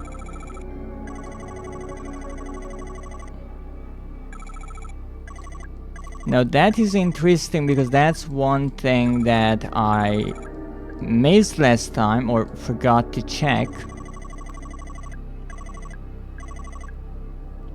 Because you see, the first guest who emerged from the pool all that time ago, he was the least mutated. He could speak. Just barely. He told me who he was and why he had come. I wrote it down word for word on a little piece of paper, and then I went back to harvesting the roots. No subsequent guests were capable of speech. You may now understand why I am choosing not to take the cure. My time is short. Before I die, I must look upon what I have wrote. You're going through the pool? Hold out your hand. What? Take it. It's a little piece of paper. This is the paper on which Crow noted down what the guest, the first one, said. Now that is in your hands. I'm going through the pool. You'll be mutated. I'll kill you. A fitting end. Perhaps, if I am lucky, I may get a glimpse of what lies on the other side. I have one more thing to ask of you, Eileen. If for any reason I re-emerge from the pool, I want you to kill me. But if I re-emerge, I will be in no shape to continue living. Do you understand? Goodbye, Eileen. I raise a glass to your future.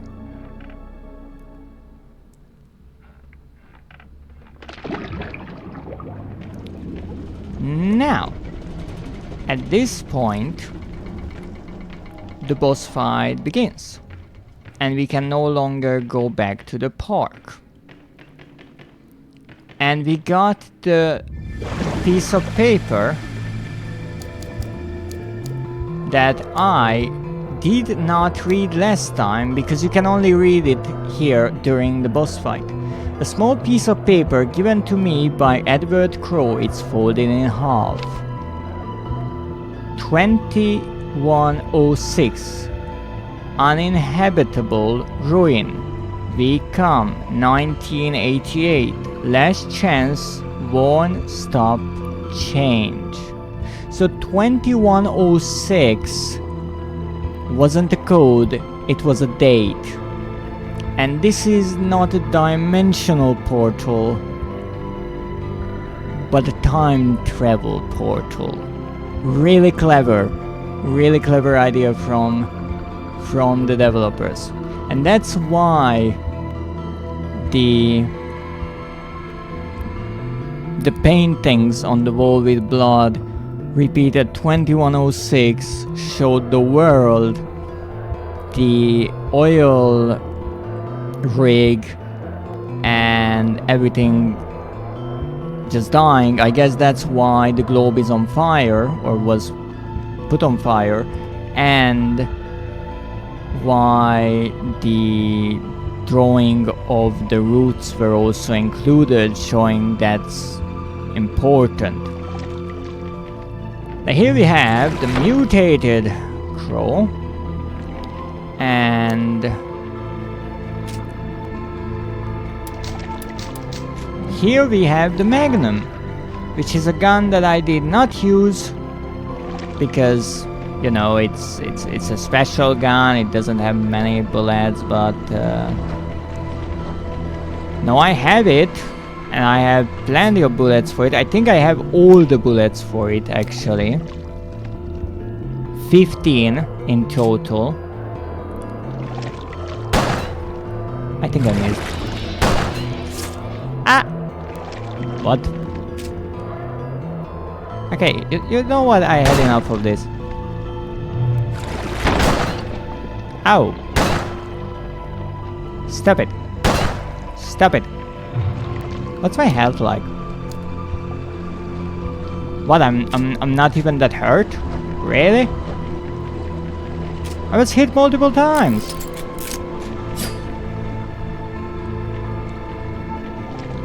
I mean, it's a strong gun if you actually hit the enemy with it.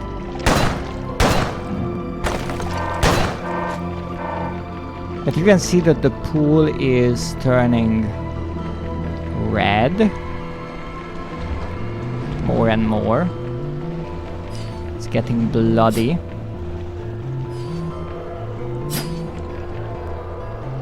And I guess here you would get ammunition if you ran out of ammunition, that is, but I have all the ammunition in the world. And there's no help or note showing what the heck to do with this creature, but kind of makes sense that there is no note about how to kill the boss if he mutates into some creature.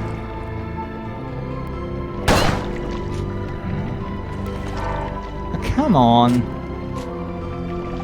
Can't you just, you know, be a good sport and die?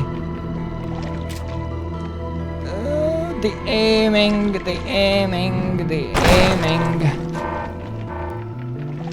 Really? You're a tough cookie. Ow. I mean, that was point blank. Okay, that was my last magnum ammo, so really? You're still alive? Holy moly. You know what? Here, take a grenade. Into the pool. Still no? Okay, here's another one.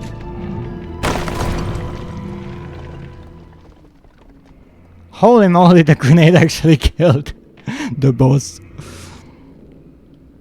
Okay, now, let's see. Where's the way back? Where did the way back go?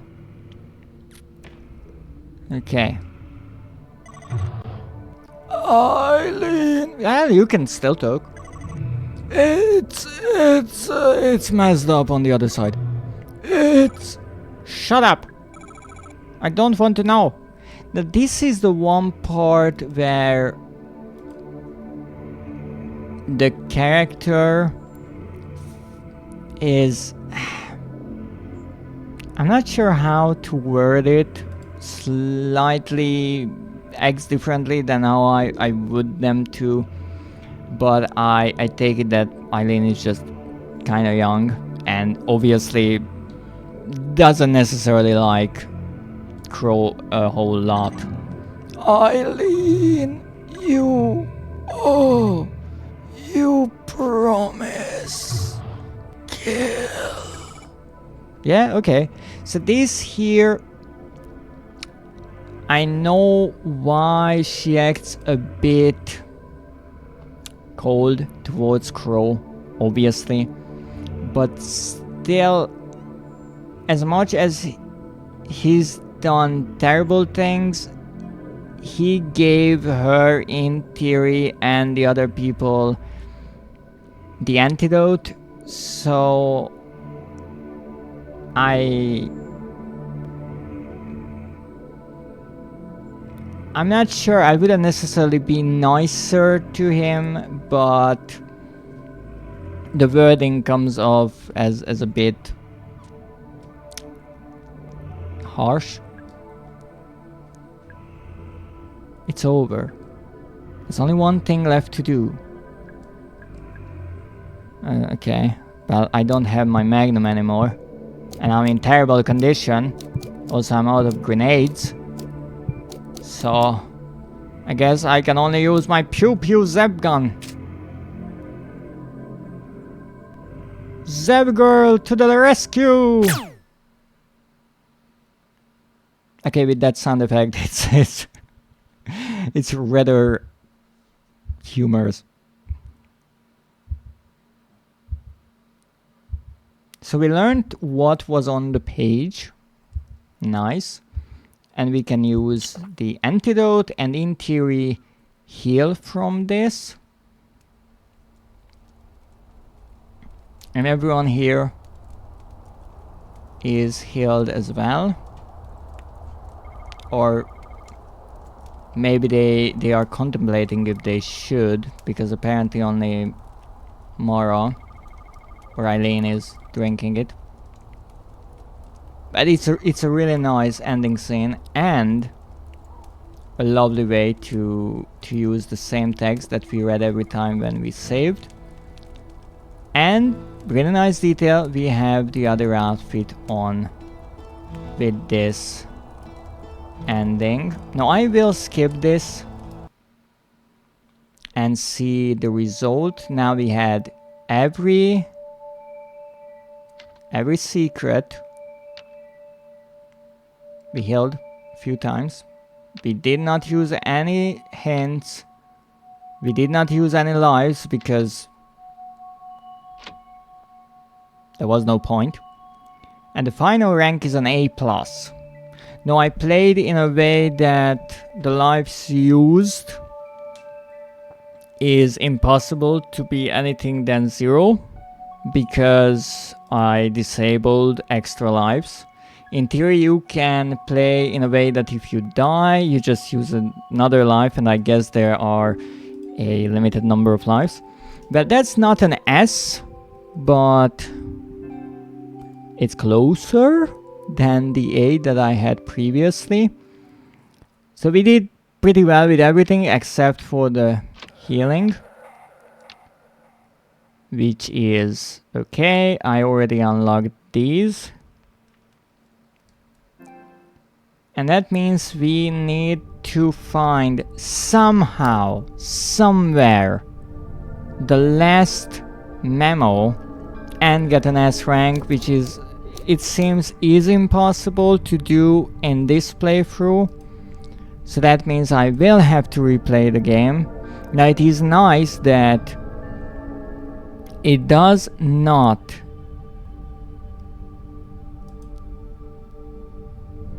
matter how many times you save or how much time you spend in the game. You don't need to go running around speedrunning.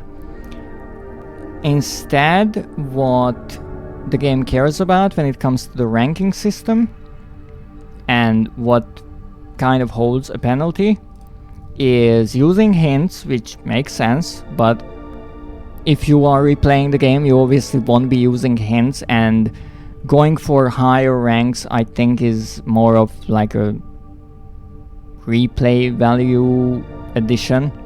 Something that you do once you already know what you are doing. The lives, but I already mentioned that I'm kind of playing the old school mode of the game. The secrets that you find, and hey, we found all of them, so that's a big plus. I guess that helped us get to the A+, since we went from 12 secrets to 15, and how many healing items you use. Now I guess if you use the big health kits or med kits and not the small ones, those only count as one as well, but they are obviously rarer, so you could save on a few points there if you pay attention. But overall, I think we did pretty well. And in the settings, we can see that we have the Zeb girl. I'm not sure if there's more. If there's another one, or there isn't, but this is how far we got, at least this time. So let's see what we gathered. 2 trophies today, not bad, not bad. I would have liked more. Definitely. 91%. I can't complain. I can't complain with that. So we found the wishes granted. Upgrade all 4 weapons. 23.3%.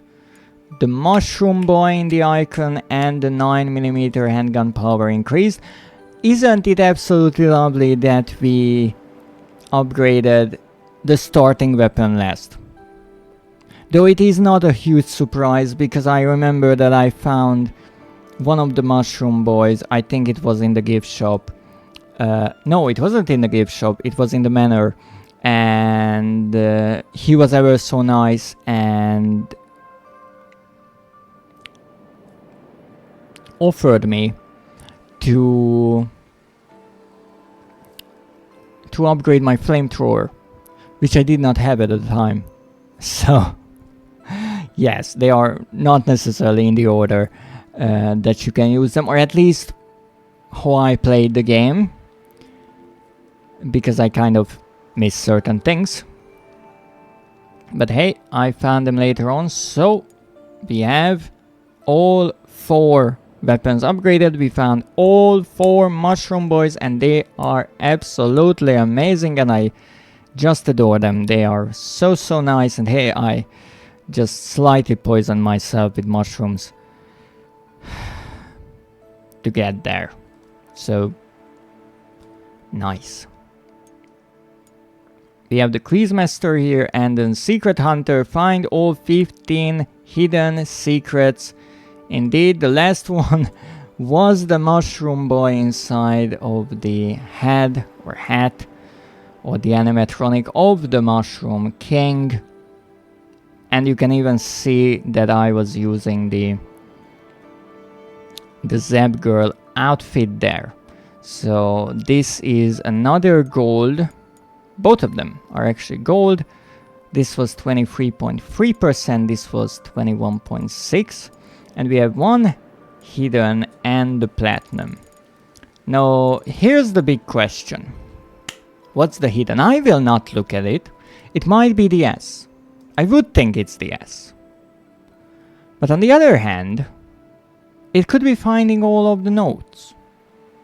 Because originally, based on the old school style of this game, My idea was that if I find all of the tips, I get a trophy or something. And if I find all of the staff memos, I get a trophy or something. But as it turns out, I didn't get anything for the game tips, and so I assumed, well, I will get one for getting all of the notes. So the game tips and the staff memos. And that could be it. I mean, that's 60 collectibles in a way. And obviously there is no trophy for the Crow Quest and the Zeb Girl outfit. Then I guess those were either added later or they were deemed as kind of New Game Plus things, and they don't have a trophy or didn't get a trophy because the developers decided not to give them. I mean, there are plenty of gold trophies here, and indeed there is a limit to how many points overall a game can have in trophies, but you can lower one gold to a silver and then you get some points to make a new, maybe bronze or a silver trophy. So I think the developers for some reason decided not to do that, but overall it seems that the last trophy will be the S rank or the collectibles. Both are understandable, being the rarest. I'm not sure. I will have to decide what to do. My original idea was to find the last note today and the secrets, and I mean I found all the secrets, so I'm really happy with that. And then maybe, or I was at least thinking, maybe I could get an S rank because I found all the secrets, even though I thought the time, not even the time, but the number of saves was important for the rank. Luckily it is not, but still I healed myself too many times apparently. So I will have to replay the game for an S rank definitely. So maybe what I will do, instead of going through the entire game map again and again and again looking for that lovely last staff memo or note, what I will do, I will just start a new playthrough, try to save as often as I can, not heal as often as I did this time around or the previous time around, maybe use the items that I unlocked. Those could definitely help, and get an S rank, and at the same time as I actually go through the game, look for the missing note. Maybe that way I will find it. Maybe it's something that's missable. And also obviously looking through the park not in the darkness would make it somewhat easier to find it, hopefully. But I do have my makeshift map, so I will be using that. And apparently next week we'll be replaying Crow Country, going for the S rank, hopefully finding the last notes. If I find the last note, which I am really hoping for, then if we get a trophy for that, then that's the missing trophy. If not, then it's the S rank, which hopefully we will be able to gather.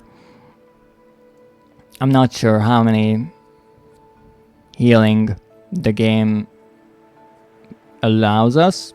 I won't check because I think it's doable. It's nothing crazy. If it's that, I still would like to find the last note, even if there is no trophy connected to those collectibles apparently. It seems the collectibles didn't really get many trophies.